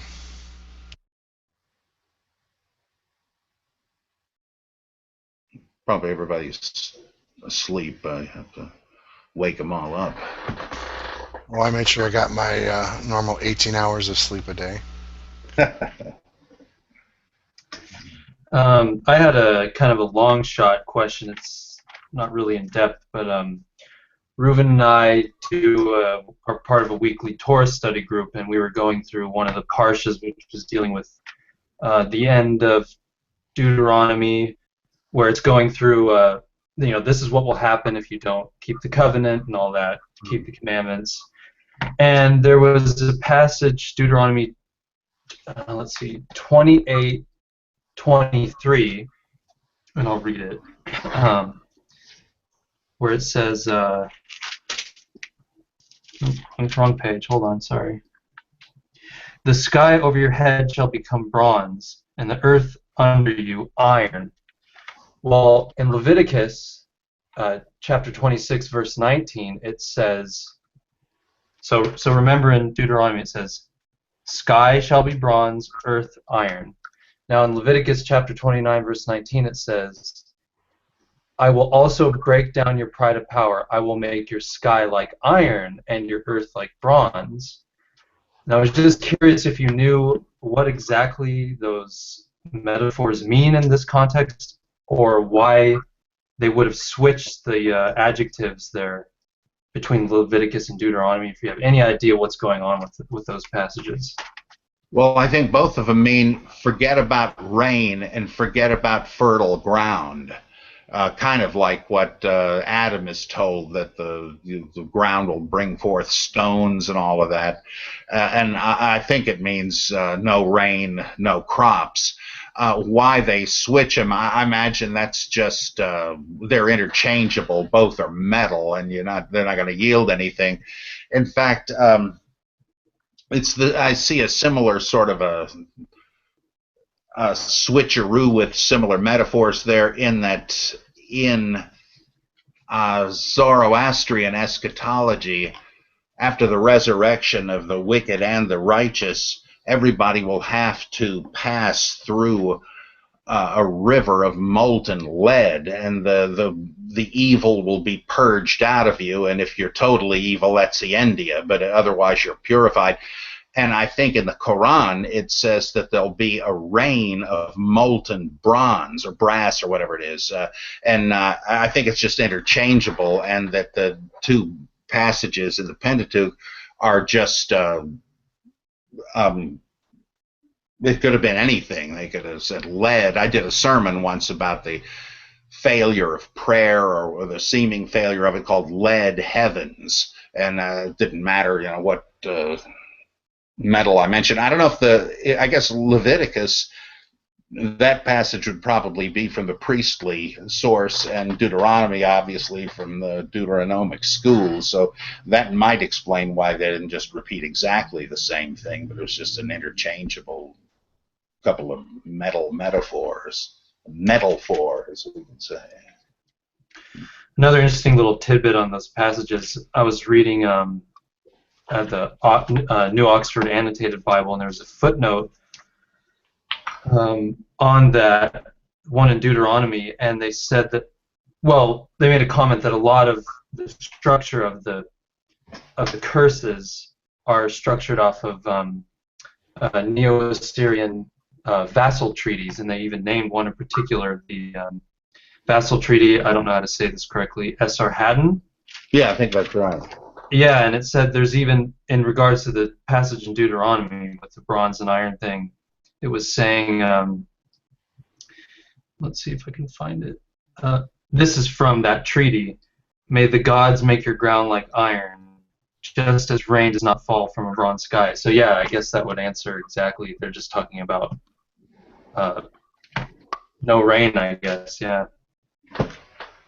And then what does God say in Genesis 3? The ground will not yield its fruit to you, or something, I forget.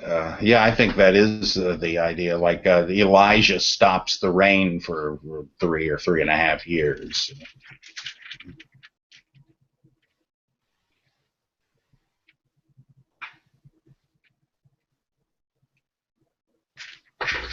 Cool, thank you. Yeah, I was looking up something on the internet there.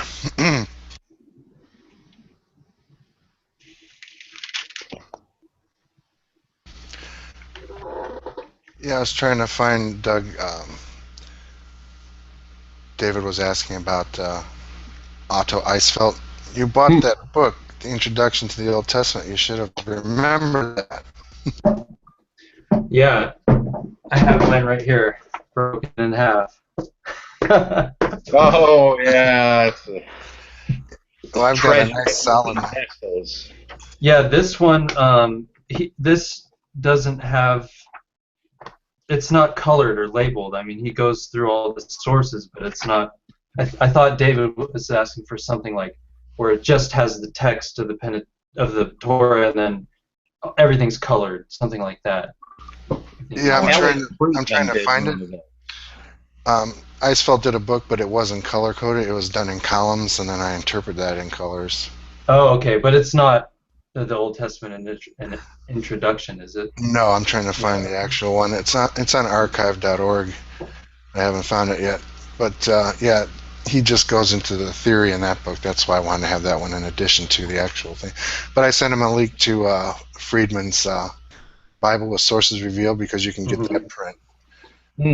Because the color coding I did for myself, where I took his color coding and applied it to the King James Version, just to make sure I had it, was done from the book. I got that from the library, so I didn't rely on any PDFs or anything that were downloadable from the internet. I went straight to the book and went through it, verse by verse, and make sure it was color coded the same as in the book. So you used Richard Elliott Friedman's sources? I thought you used Eisfeld's for that. Yeah, but I didn't have a print book version of that, so I directed him to Friedman. If he wanted a print version of it. Okay, gotcha. Yeah, it's a lot the same, just not a whole lot of difference, but there are some differences. But it will give him a much more recent version of the documentary hypothesis breakdown. Yeah, wasn't Friedman the one that had like tons of layers of redaction, tons of redactors? Yeah, he's got like at least 3, I think. He's got the JE redactor, then he's got the JEP redactor, then he's got like the overall redactor. Yeah. That kind of stuff. So, a plethora Which of redactors. Bellhausen didn't have it. He just had one redactor, didn't he? I'm not sure about that. I think Eisfeld and others say there are like 2 different J sources, and somebody redacted them together, and or something like that. 2 different E ones and so forth. So there's room, because like you've got a bunch of stories in J that don't fit together, especially with regard to the flood. One seems like the stories of Jabal and Jubal and Tubal-Cain being the ancestors or the founders of groups in the reader's own day. That assumes there was no flood to interrupt everything. Mm-hmm. And there's a Noah story where he's not remembered for building an ark. He's remembered for inventing wine. And that's the thing he's named for in that source. So, and these are all J stories. And so Wellhausen, I guess, now you could say, well, the J collector didn't write this out of his head. He's just putting together a patchwork quilt, and his stories didn't all fit together, but he preserved them all. Or you could say he would have been consistent, and therefore he couldn't have gotten all of these. Well, he would have been consistent, and the inconsistencies come from a different J source, another Yahwist redactor. Oh boy, what a mess. But makes sense, unfortunately. As I recall, I think Wellhausen did not really, he wasn't big on redactors, and neither, as you say, is Eisfeld. But he does divide the Yahwist source into 2, a lay Yahwist and a regular Yahwist source. So, but he doesn't say, he can separate them using his criteria that he goes over in that book, Introduction to the Old Testament, that Doug and I have. But by the time it got down to being compiled by whoever compiled it, it was already one of a piece. It was already joined together. Yeah. And then as you say, there's other later documentary source scholars who claim that J and E were always together. The redactor never saw them as separate sources. By the time he saw them, they were already combined by a J and E redactor. Mm-hmm. And various techniques you can use to separate them, but that was the theory. So as it goes through, and different scholars are taking a look at the same material, and the scholars that went before them, they're making revisions to each other and stuff. But yeah, that's one thing. I didn't want to go past Eisfeld as far as trying to do any kind of color coding, because it would start to get pretty complicated. Oh, yeah. And even Friedman's book, I had to resort to color and highlighting in order to reproduce what he had in his book because of the extra redactors and stuff. So IceFelt was much easier. I only had the lay source, the P source, the J source, and the E source, and then there was Genesis 14 was one source, which is a German word that I don't want to even try to pronounce. And I kept looking up on the internet, and I could not find any definition that would actually translate that word into English properly. So I was thinking maybe asking Herman Dettering if he could give me a good English equivalent of it. Yeah, because to me, I thought it means basically like the war source, because as you know, Genesis 14 concerns the war of cheddar cheese, Lamer guy. Yeah. So I thought maybe, okay, it's like some kind of war source. So that's one source, and that's only from the chapter 14. Then he has a couple of other genealogy sources, like the Edomite source he calls the K genealogy. And I've been meaning to look that up and find out why it's called the K genealogy and what the K stands for. I'm thinking Kenite, maybe, possibly. Yeah, I wonder. I suspect that'd be it. Yeah, that's my guess.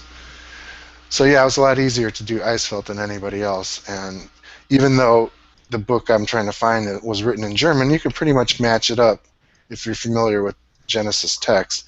So it wasn't too hard to kind of like figure out exactly what in English should go with what source. It did get a little hairy in parts, but I managed, I think, figure it out. It seems to work out pretty good.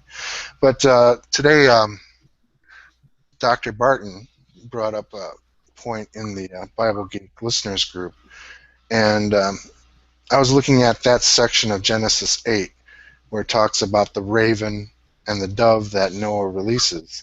Now, IceFelt and Velhausen, I know for sure, and also I looked at Friedman, they all have that whole entire bit as the Yahweh source.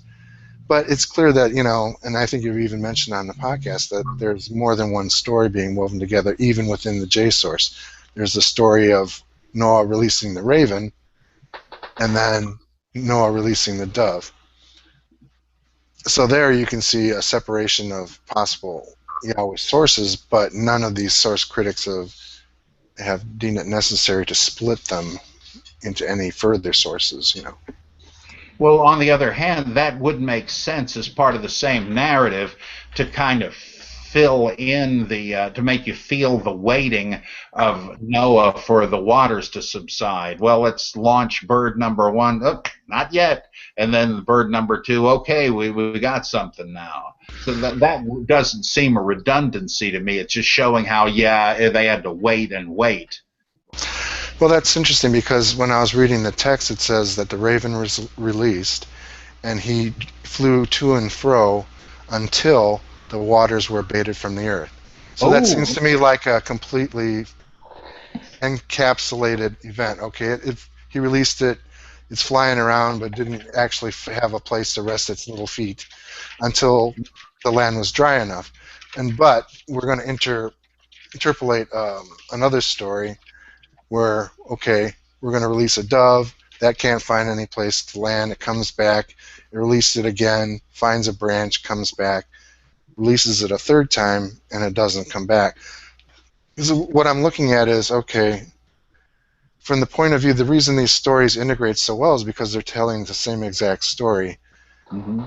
So if you're going to include the bit from the E source that has, I mean, from the J source, or whatever source it was, in the J source that had the story of the raven, that seems to be where you can just end it right there and then skip on to, say, like Genesis 14 B or C, where it says, so Noah removed the covering of the ark.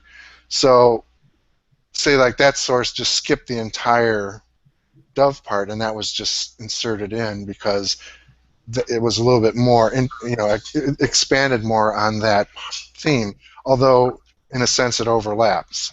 So both of them basically say that the birds were the clue or the cue that there was dry land, both of them, but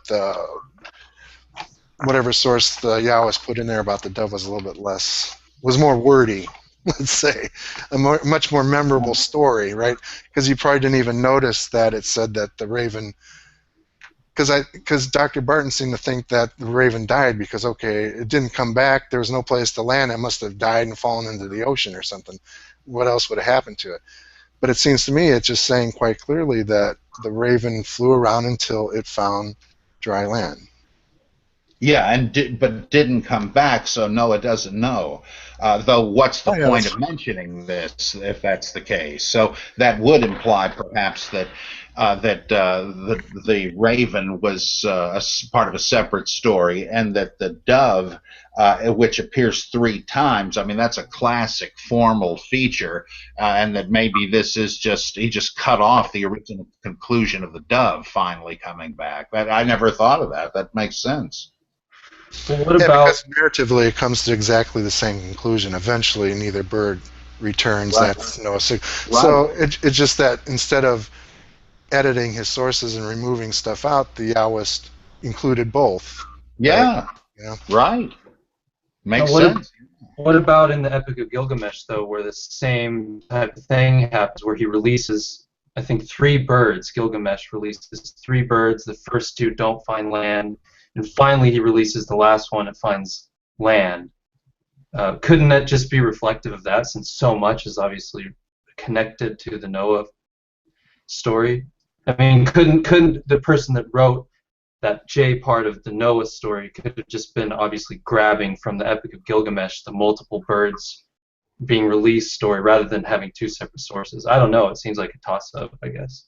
Yeah, I would say so too, because you could say that the one text or source or whatever had the 3 sendings forth of the dove, and that matches the 3 birds in Gilgamesh, and therefore that really makes the raven look superfluous.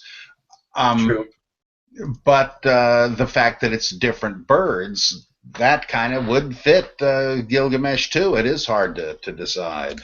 Yeah, maybe these stories are being filtered through, various channels and getting mixed and matched together, Yeah. Because the Ugarit Epic of Atrahasis, I believe it's pronounced. I always say Atrahasis. What's the difference? Okay. Atrahasis, yeah. Supposedly that was basically more or less inspired by Gilgamesh directly. So if Gilgamesh went into Ugarit and the literature, disseminated through Canaan, then these ideas are going to be out there, and people are going to bring them together in a variety of different ways. So they're plucking these various ideas and reassembling them, but there's a distance, a removal from its original sources, so there are going to be differences and changes, I would imagine. Right, yeah. Yeah, like Gilgamesh shows up by name in the Dead Sea Scrolls. So, I mean, we do know there was this interplay. I think I found that book I was looking for. And I've heard people say, too, like one of the shining examples of the combining of the different sources is the Noah narrative, like you said, where, I mean, just read the Noah narrative. So many of the events happen twice, or happens, but then it happens in a slightly different way, it closes the door, etc. And I asked someone about that, what they thought about that, and they said, well, it's just a way that the Hebrews, it was poetic. That was a kind of poetic repetition of, that was the explanation for the doublets and triplets we find throughout. And I was just like, well, what do you think about that answer? Yeah. K.A. Kitchen says that, or said it years ago in a book called Ancient Orient, an Old Testament. But I don't think that's the case. You don't have any other. Well, I don't even know the Hebrew, so I shouldn't be saying this, but it doesn't appear to me to be poetic, whereas you can easily recognize poetry all over the place in the Old Testament: Isaiah, Job, the Psalms, the Proverbs, and so on. This doesn't seem to me to fit that. And why is it? Why are there different numbers? That doesn't make any sense. The duration of the flood, or the number of animals and all that. That just seems to me contradictory rather than a redundant parallelism. I recently read that book by I was telling Doug last time about source criticism by Joel S. Baden. and he made a point that these stories, like the Abraham and Sarah in Egypt, Abraham and Sarah with Abimelech, and then later on, was it Jacob and Rachel, or was it Isaac and Rebekah with Abimelech? Isaac and Rebekah, I believe. Okay. Yeah, that these can't be considered actually doublets, but I can't remember exactly now his argument of what he considered them. But he said technically they're not doublets or triplets. Have you heard that? You mean argument? In the poetic sense, or in that they're what does he mean exactly? From a source critical sense, that you should not consider all three of those stories as doublets or triplets of each other, that they fall into a different category. Have you ever heard that argument? No, I'm not even sure I know what that would mean. Yeah, I wish I could remember exactly what his alternate theory was.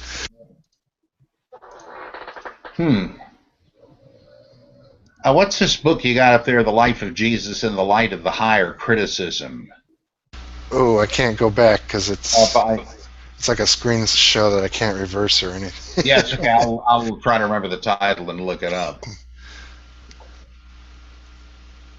Yeah, I think I got it. So. Okay. Was it Marin was the last name or something? Yeah, Marin or Martin or something. I think it was Marin. Oh. Yeah, just kind of like you would see if you're trying to get a license plate from the guy that ran over your dog. Martin, I think it was it was Martin Alfred they've got it. Alfred Wilhelm Martin, I guess. Huh. Yeah, The Life of Jesus in the Light of the Higher Criticism. Oh, yeah, boy, I gotta check into that. Yeah, that's an interesting book. I read part of that, and that's written by basically, like a pastor or somebody, or bishop or somebody of the Anglican Church. So these are written from that old time higher critical perspective of when they were actually, thinking that the more science you put towards the Bible, the truer they were going to find it was going to become. Yeah. Since that book's in the public domain, I checked, it's on archive.org, so the whole scanned book is on there for free to the public. Oh.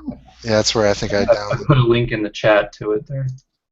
Oh, great, thanks. Yeah, I couldn't resist it. Oh, great.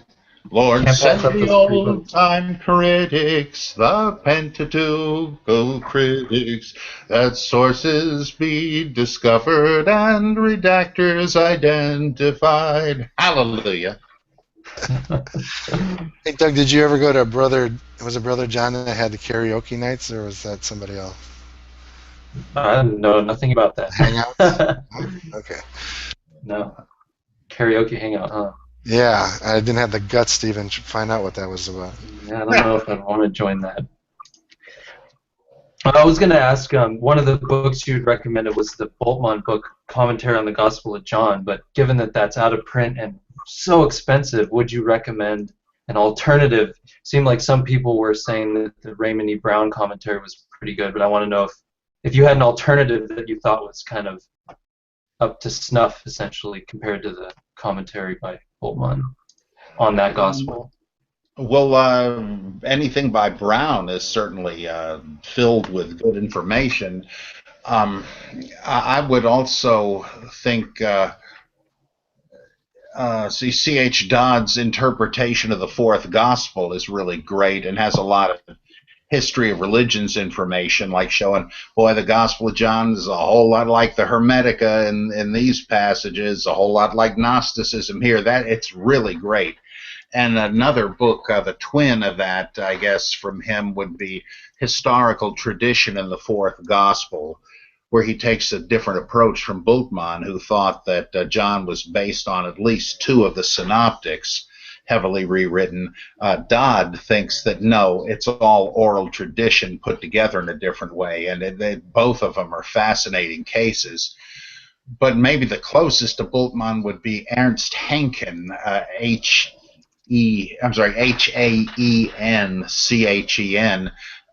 his two-volume set in the Hermeneia commentary series. And there are plenty of good books, but on John. But I think Bultmann, Dodd, and Henkin and Brown are all terrific. Though another one that has to do with the possible sectarian evolution of John's community and therefore strata of the gospel is Jerome Nere or Neri. I don't know how you pronounce it, N-E-Y-N. Wait a minute. N-E-Y-R-E-Y. An ideology of revolt, which is a really stupid, misleading title given the content of the book, but it is utterly fascinating. And let's see what else.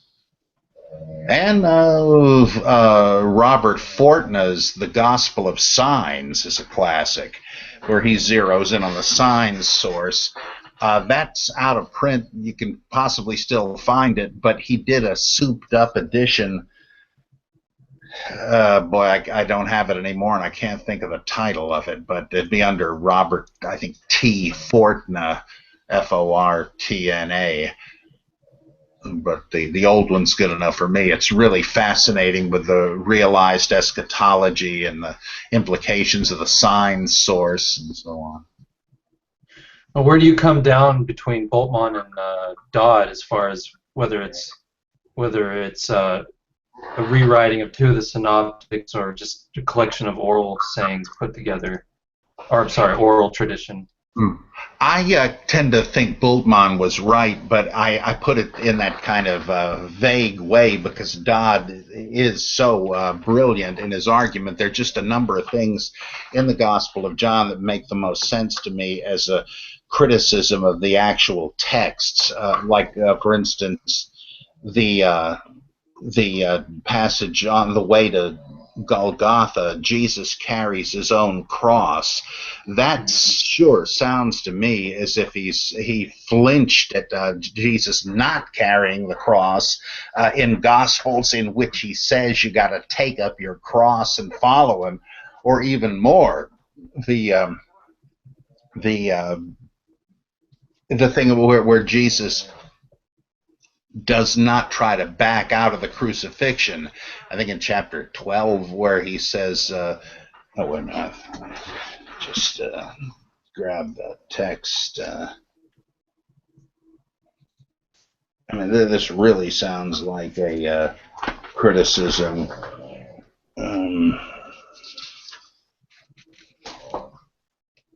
In John 12:27, now is my soul troubled, just like in Gethsemane and Matthew or whatever, my soul is sorrowful unto death. He says, now is my soul troubled. And what shall I say? Father, save me from this hour, which is just what he does say in the others. Right? No, for this purpose I have come to this hour. Father, glorify thy name. Then a voice came from heaven. I have glorified it, and I will glorify it again. The crowd standing by heard it and said that it had thundered. Others said an angel has spoken to him. Well, an angel spoke to him? That's got to reflect the copies of Luke where it says in Gethsemane an angel appeared to strengthen him. And it just seems to me this guy knows the synoptic gospels and doesn't like some of what he's reading. Yeah, that definitely especially really sounds like, oh no, he didn't, kind of, and makes his own version of the event. Yeah, that's really, I never noticed that or heard that. How about the baptism? Namely, there isn't one in John. Oh, come on. No, he just forgot that little detail. It's like he says, this is a problem. Let's just surgically remove it. No baptism. So, Dr. Price, David here in the Hangout asks, were there any early controversies about the Gospel of John and including it in the canon due to the, quote, scent of Gnosticism? Oh, yeah, there was a group, a faction, something called the Allogai. I think I've also heard it spelled Allogoi, those without the word. And the people that wanted John in there said, yeah, it just means that those guys are dopes because it means they're without the logos. They're brainless because it's obvious John's gospel is good, but in fact what it meant was they were against the gospel that starts out with "in the beginning was the Word." Now, why was that? Well, they thought it was Gnostic, which I think it is, and that it was written by Cerinthus. I mean, they got that specific. Papias also preserves a tradition that Marcion was the amanuensis, the secretary for the Apostle John, and that he added some of his own heresies into the book that John had not dictated, and that John saw this and said, "What the heck is this? You're fired." And of course, this has to be a legend because this is a way of trying to explain why John sounds Gnostic and Marcionite, but of course it's ridiculous because if John really saw this and didn't like it, he would have crumpled it up and had somebody else do it. But that shows that, yeah, there were problems with this. Some people didn't like it and didn't think it ought to be in there. Now, was John, of the four Gospels we ended up with, was John possibly the most contentious as to whether or not, or did any of the synoptics kind of write the line between being accepted or not, like John seemed to have? Yeah, I think so. Because there's, I think, good reason to believe that Luke was also had the attentions of an ecclesiastical redactor, to use the term Bultmann uses for the guy that padded out John to make it less Gnostic, adding eschatology, adding the Eucharist and stuff like that. Well, the Marcionite gospel was padded out to get rid of the Marcionite stuff and add, though it didn't quite, and to add Old Testament material. And I'm guessing that was the same guy. The Polycarp, I think, was the redactor in both, which is probably why you have in John this thing about bearing much fruit, which is what Polycarp means, much fruit. Well, so they didn't want to use the Marcionite gospel as it was, but they figured they could sanitize it by adding this material, so that implies it was controversial. If Morton Smith is right about secret Mark, that implies that it had to get censored to get in because it was a sort of a libertine carpocration document originally. I mean, that's a huge if. I don't know if I accept it, but it does kind of make sense to me. That doesn't mean it's true. And even in Matthew, you can view Matthew's differences from Mark as being an attempt to domesticate Mark. So some people must not have liked it.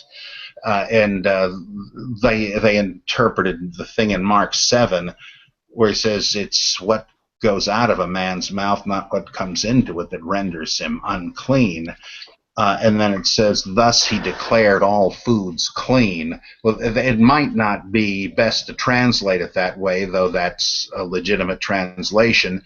But if Matthew's community did take it to mean, okay, no more kosher laws, well, what do you know? It's not in there anymore. And he changed a couple of other things from Mark, and so you could see some of the Matthean redaction of Mark as being not just adding material, but correcting it. My favorite example would be how Matthew cuts out the strange exorcist story. Master, you'll be glad to know we saw this guy working our side of the street casting out demons in your name. We told him to cease and desist. And Jesus says, you did what? If he's not against us, he's for us. Well, that seems to be about Paul, I think. Not one of the 12, but and that's gone from Matthew, and instead we have this thing in Matthew 7. On that day, people will come to the door saying, "Hey, Lord, we're your old pals. Remember we cast out demons and did many miracles in your name." Says, I never saw you before in my life. Get out of here, you workers of not wickedness, as some translate, but anomia, lawlessness. So that's Paul that's getting the boot when he comes trick-or-treating.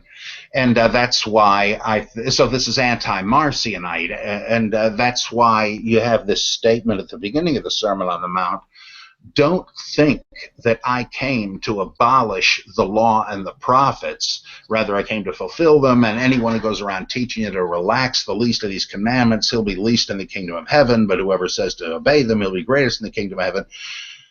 This isn't a polemic against contemporary critics of Jesus.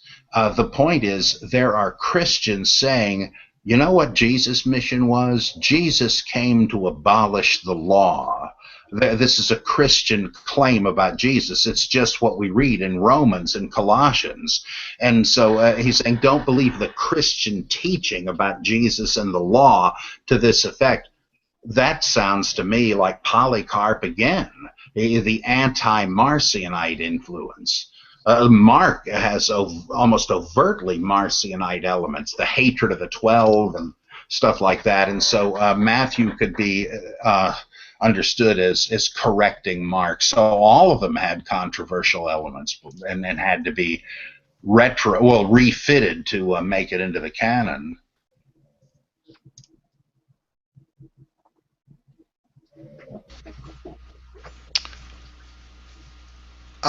Speaking of Johannine Christology, I came across a theory that said that the earliest form of Christology was the Logos theology, Christology. Not that the Gospel of John was earliest, but that theology came first.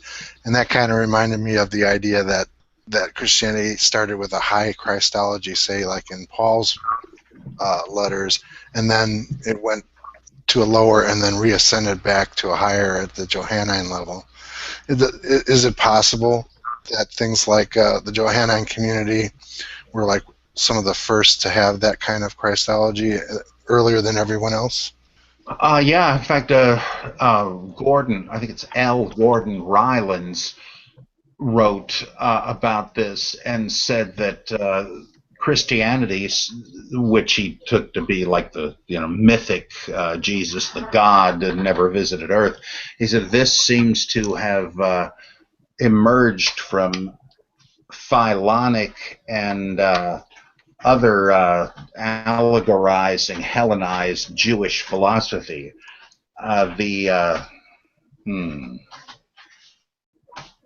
Oh boy, who was it? One of the early sects that had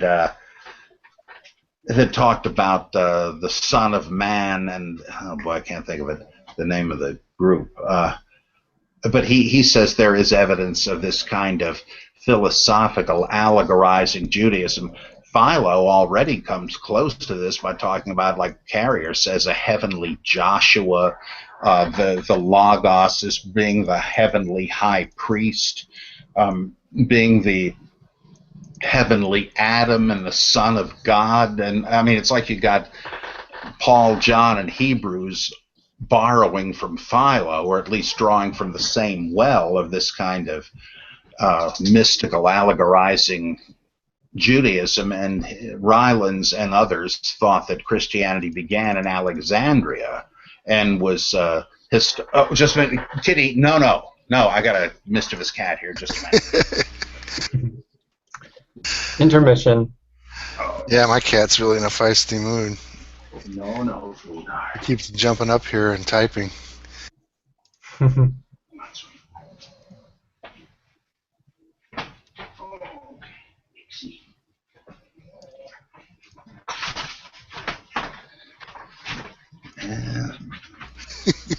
Being naughty. Whew, boy. It's pretty interesting, too. From apocalypticism to Merkabah mysticism. Wow, neat. Yeah, if I ever read any of these books, I'd be very knowledgeable. Yeah, a lot of them I've never heard of. They sound really fascinating. Oh, boy. I better get going here. I'm tired anyway, and the cat's rampaging. No problem. No, Kitty. No, what are you doing? At least my cat's just toy mouse around. He's going nuts. I hope he's not attacking your action figures.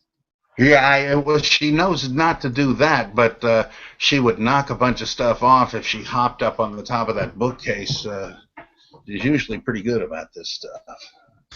Anyway, I'm kind of beat, so I guess I'll. Yeah, we'll let you go, Dr. Price. Thanks for stopping Okay. by. Yeah, thank you very much again. Fun.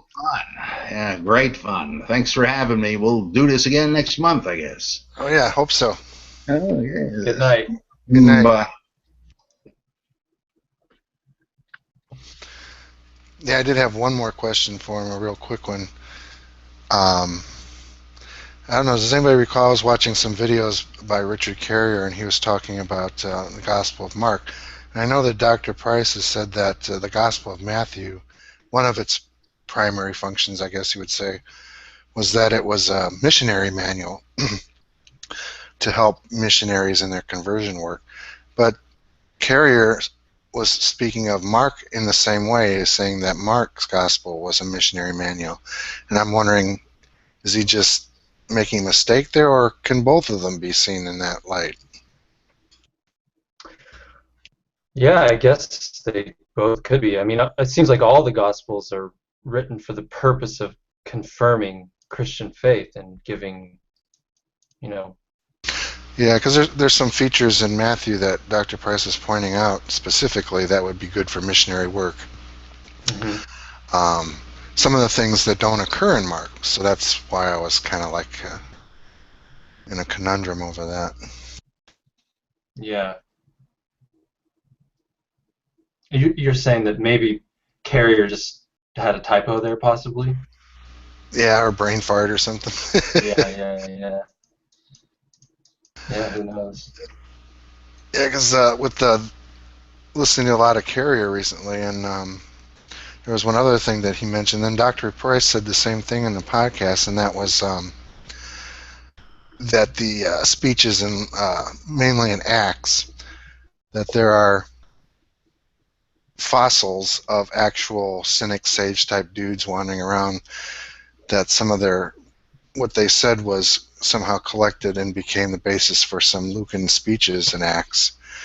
And that kind of struck me as strange, because the trend nowadays is to see Acts as a complete fiction, and even Dr. Price has discussed things like how the speeches of Paul and the speeches of Peter mirror each other, where they're saying exactly the same thing, which means that they were composed, they're compositional by the author.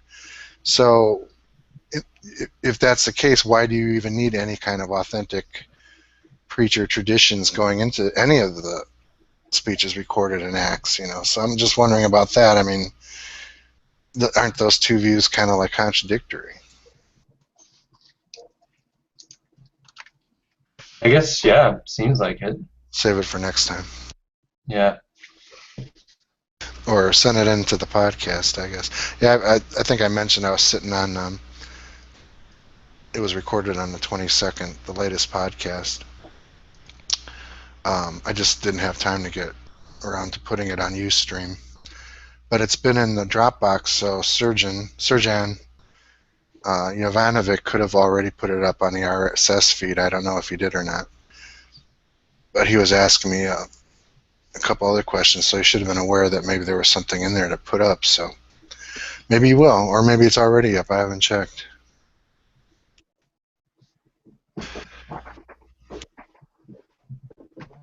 Well, that was fun. We didn't get nearly as many people as last time. I guess people must have been busy or something. Yeah, there's probably a lot going on. I don't know, around this time of year. I know I'm busier. Mm-hmm. And, because basically hosting this, I have to make room for it.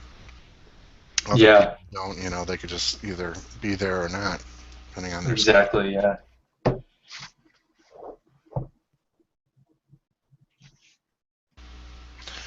So I think I found a link to the German version of Eisfeld's one. I have it downloaded, but I couldn't remember exactly what it was called, so I couldn't find it as a link. I think this is it. I'm pretty sure. Right there. It's a synopsis of the Hexateuch, but it's in German. And as far as I know, there's no English versions of that at all. Aren't there just a plethora of German higher critical stuff that's just untranslated? Totally Oh, untranslated? yeah. And Dutch, too. Yeah. If that And you stuff know, was translated, I think there'd be like all kinds of crazy stuff going on because of that scholarship that just never came to the attention of the English-speaking world. yeah, exactly. I was thinking the same thing. Like, you know, it seems like German and especially the Dutch are so much more radical than, well, at least more radical than a lot of the mainstream Western scholarship today, or American at least, English. Um, yeah, I don't know if that stuff's ever going to get translated though, because for one, it's a lot of work, Oh, yeah. and are people even are anyone other than like, you know, some people that listen to the Bible Geek even going to be interested in reading it? That'd probably be the only ones that would be interested in reading Yeah, it. I It's mean, not so like not much, it wouldn't be a yeah, lot not of much reward. motivation to translate it. Yeah, not much reward for doing it. Um, I was thinking of trying to teach myself German enough to maybe, try my hand at it, but boy, that's not easy. No, that would be real handy to know it though, boy. Yeah, I was about to ask. There was some teenagers on my son's cross-country team. They were talking about taking German. I guess they were seniors or something. So they had 3 years of German. I said, I was thinking of asking, say, I got something for you guys to do if you're bored. Yeah, you know, some of that stuff you'd almost need someone who was into the field of biblical scholarship because all the weird phrases and you know they wouldn't probably it'd be probably very difficult to translate a lot of the technical jargon of biblical scholarship into English, you know, unless they knew familiar with those terms. Well, Hermann Dettering speaks a lot better and writes very good English than he gives himself credit for because I've chatted with him on Facebook, and he's right on the money. He seldom makes any mistakes. But I don't even want to ask him, say, would you consider translating some of that stuff into English? And I'd be Yeah. willing to help him with it, whatever it needs to be done. But I'm sure he's busy doing his own thing. So, but yeah, if I knew anybody, that would be great. I know one woman I worked with speaks German. She was born in Germany and everything. But yeah, I wouldn't even ask her to, hey, could you translate this 700-page, you know, arcane book of biblical scholarship for me? Well, I told you the story of how hard it was to get people to transcribe the podcasts, which are recordings, into English. Yeah, yeah. So you could imagine trying to find people to get on board with that project. Yeah.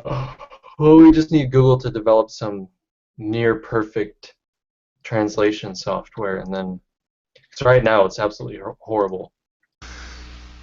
I wouldn't. I thought, well, maybe I could learn enough German to where I could throw it into Google Translate and then clean it up, with based on whatever I needed to know to get it. Because that's a lot of stuff like in IT. I didn't learn everything about it. I just learned what I needed to know to get the job done. So Yeah. I thought maybe I could apply something like that. But Reuven brings up the point. He says there might be anachronistic German phrases. Very much so, but there's also technical terms that would be very hard to translate into something in English. I can't think of any examples, but they have a lot of hyphenated concept words that, taken literally, if you translate them both literally hyphen together in English, it would be kind of weird and you would miss the whole point of what they were trying to do. So you almost would have to, in a sense, be able to coin English words that encapsulated those concepts that are in German too. So, as you say, Doug, you really have to be very knowledgeable about the subject matter yourself before you even tackle the translation aspect. Yeah, I mean, just imagine someone who's never read anything about biblical scholarship, imagine them saying the word eschatology or soteriology or Christology. I guess so you could figure it out pretty straightforward. But there's so much that you're like, what? Huh? What are you talking about? Or just using some of the simple German phrases like Sitz im Leben. Like, yeah, that's probably easy to translate, but if you tell someone, an English speaker who's not familiar with uh, biblical scholarship, they're like, what the heck's that mean? Or if you translate it literally, you would have to explain it to somebody. Yeah, exactly. Yeah, I apologize to David. That was not Reuven I was quoting. It was David. It was a pseudepigraphical.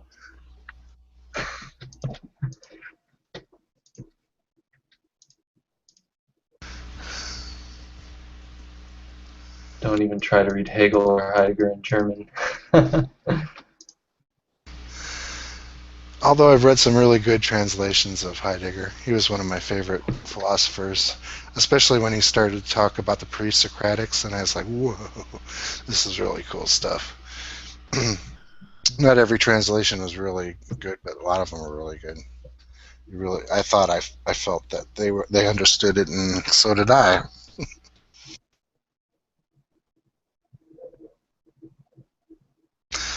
Reminds me of when I was at Purdue University, Calumet. It's one of the annexes of Purdue University in Hammond, Indiana. And they had this philosophy professor. And he was an ex-Catholic priest who really got enamored of existentialism. And I took like maybe 6 or 7 courses of his. And, philosophy was basically an altered state for him. So he would be up there and he would be going on about being and nothingness and Jaspers and Heidegger and Sartre and all these guys, and he was talking, and he would have his chalk on the board, and he would like start drawing these spirals whenever he started speaking.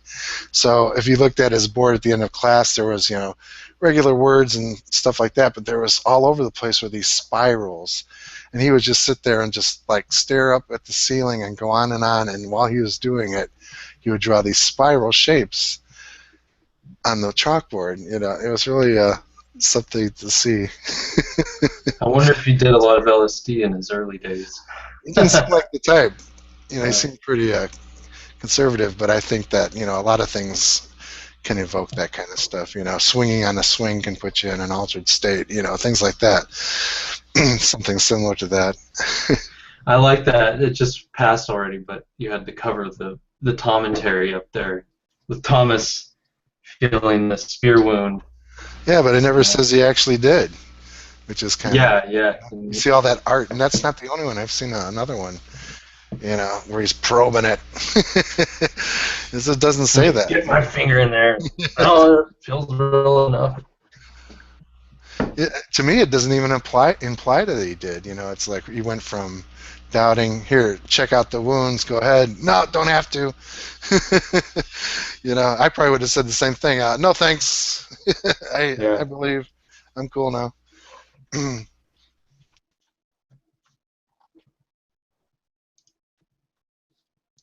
Well, I have to mention this is not on the topic, but one day I was in that philosophy professor's class, and my wife and I think we either just got married or we were going to get married soon. But we decided to take the same philosophy course. We're sitting there, and he's going on, and all of a sudden this guy walks into the doorway. He goes, I know you guys are talking about me, and I don't appreciate it. And it's like what we had been talking about was, existential being and nothing, and all this stuff that had nothing to do with it. Could possibly have even been thought of as being applying to any person, let alone this guy. It's just like, the teacher at least had a good way of dealing with it and, diffuse any kind of psycho incident that might have occurred or something. But it was just, there's just these moments in life, when you felt like you stepped into the twilight zone somehow, entered an alternate reality for a while. You got really deep into the philosophy there. Yeah, because I've known some strange people when I was at I was at a college in Kentucky for my I think it was my second semester of college. I went one semester at Indiana University Northwest in Gary, Indiana. Then I went down to Bowling Green, Kentucky, and went to college there. And there was this guy, he thought songs on the radio were about him, and he would just wander around. He'd knock on the door, he'd open it, he's standing there buck naked, wandering around the dorms like that. This guy was really a character. But yeah, that's what I was thinking, these people that think stuff is about them specifically, Mm-hmm. like Bruce Willis in 12 Monkeys, when he thinks the commercials on the radio are talking to him. It's almost like kind of schizo. And I heard that the people said that he was totally normal. They didn't notice anything about him, but he had wandered into somebody's room and smoked a joint or something, and after that he was totally whacked. While he was high, or permanently after that? After that, yeah. It's like that was a catalyst to set him off into... Oh, wow. Huh. Maybe it interfered with his meds or something, who knows. But yeah, they said that they didn't notice anything strange about him until after that. Huh.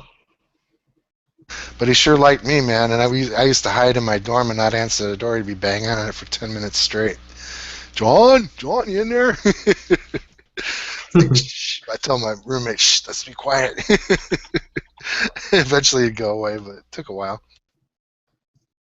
But we liked to be his friend because we didn't have a car. Nobody had a car there, but he did, so it was handy to have somebody to drive you around. Oh, yeah. That is handy. You need a vehicle. Yeah, but he thought Evel Knievel was his father for some reason. Not exactly sure why, but that was a big theme of his. Maybe his spiritual father. Yeah, because he kept going on about the evil part.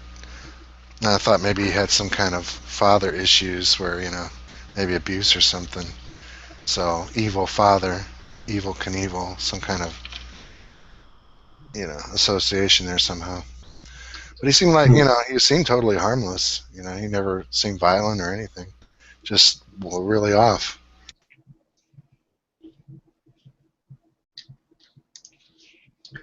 Yeah, I was going to ask Dr. Price, in one of the after hangouts for the Noahide Nexus, we were talking about, Yoel brought up this book by E.P. Sanders. I think it even flashed up on your thing there. Paul, the Law, and the Jews, or something like that.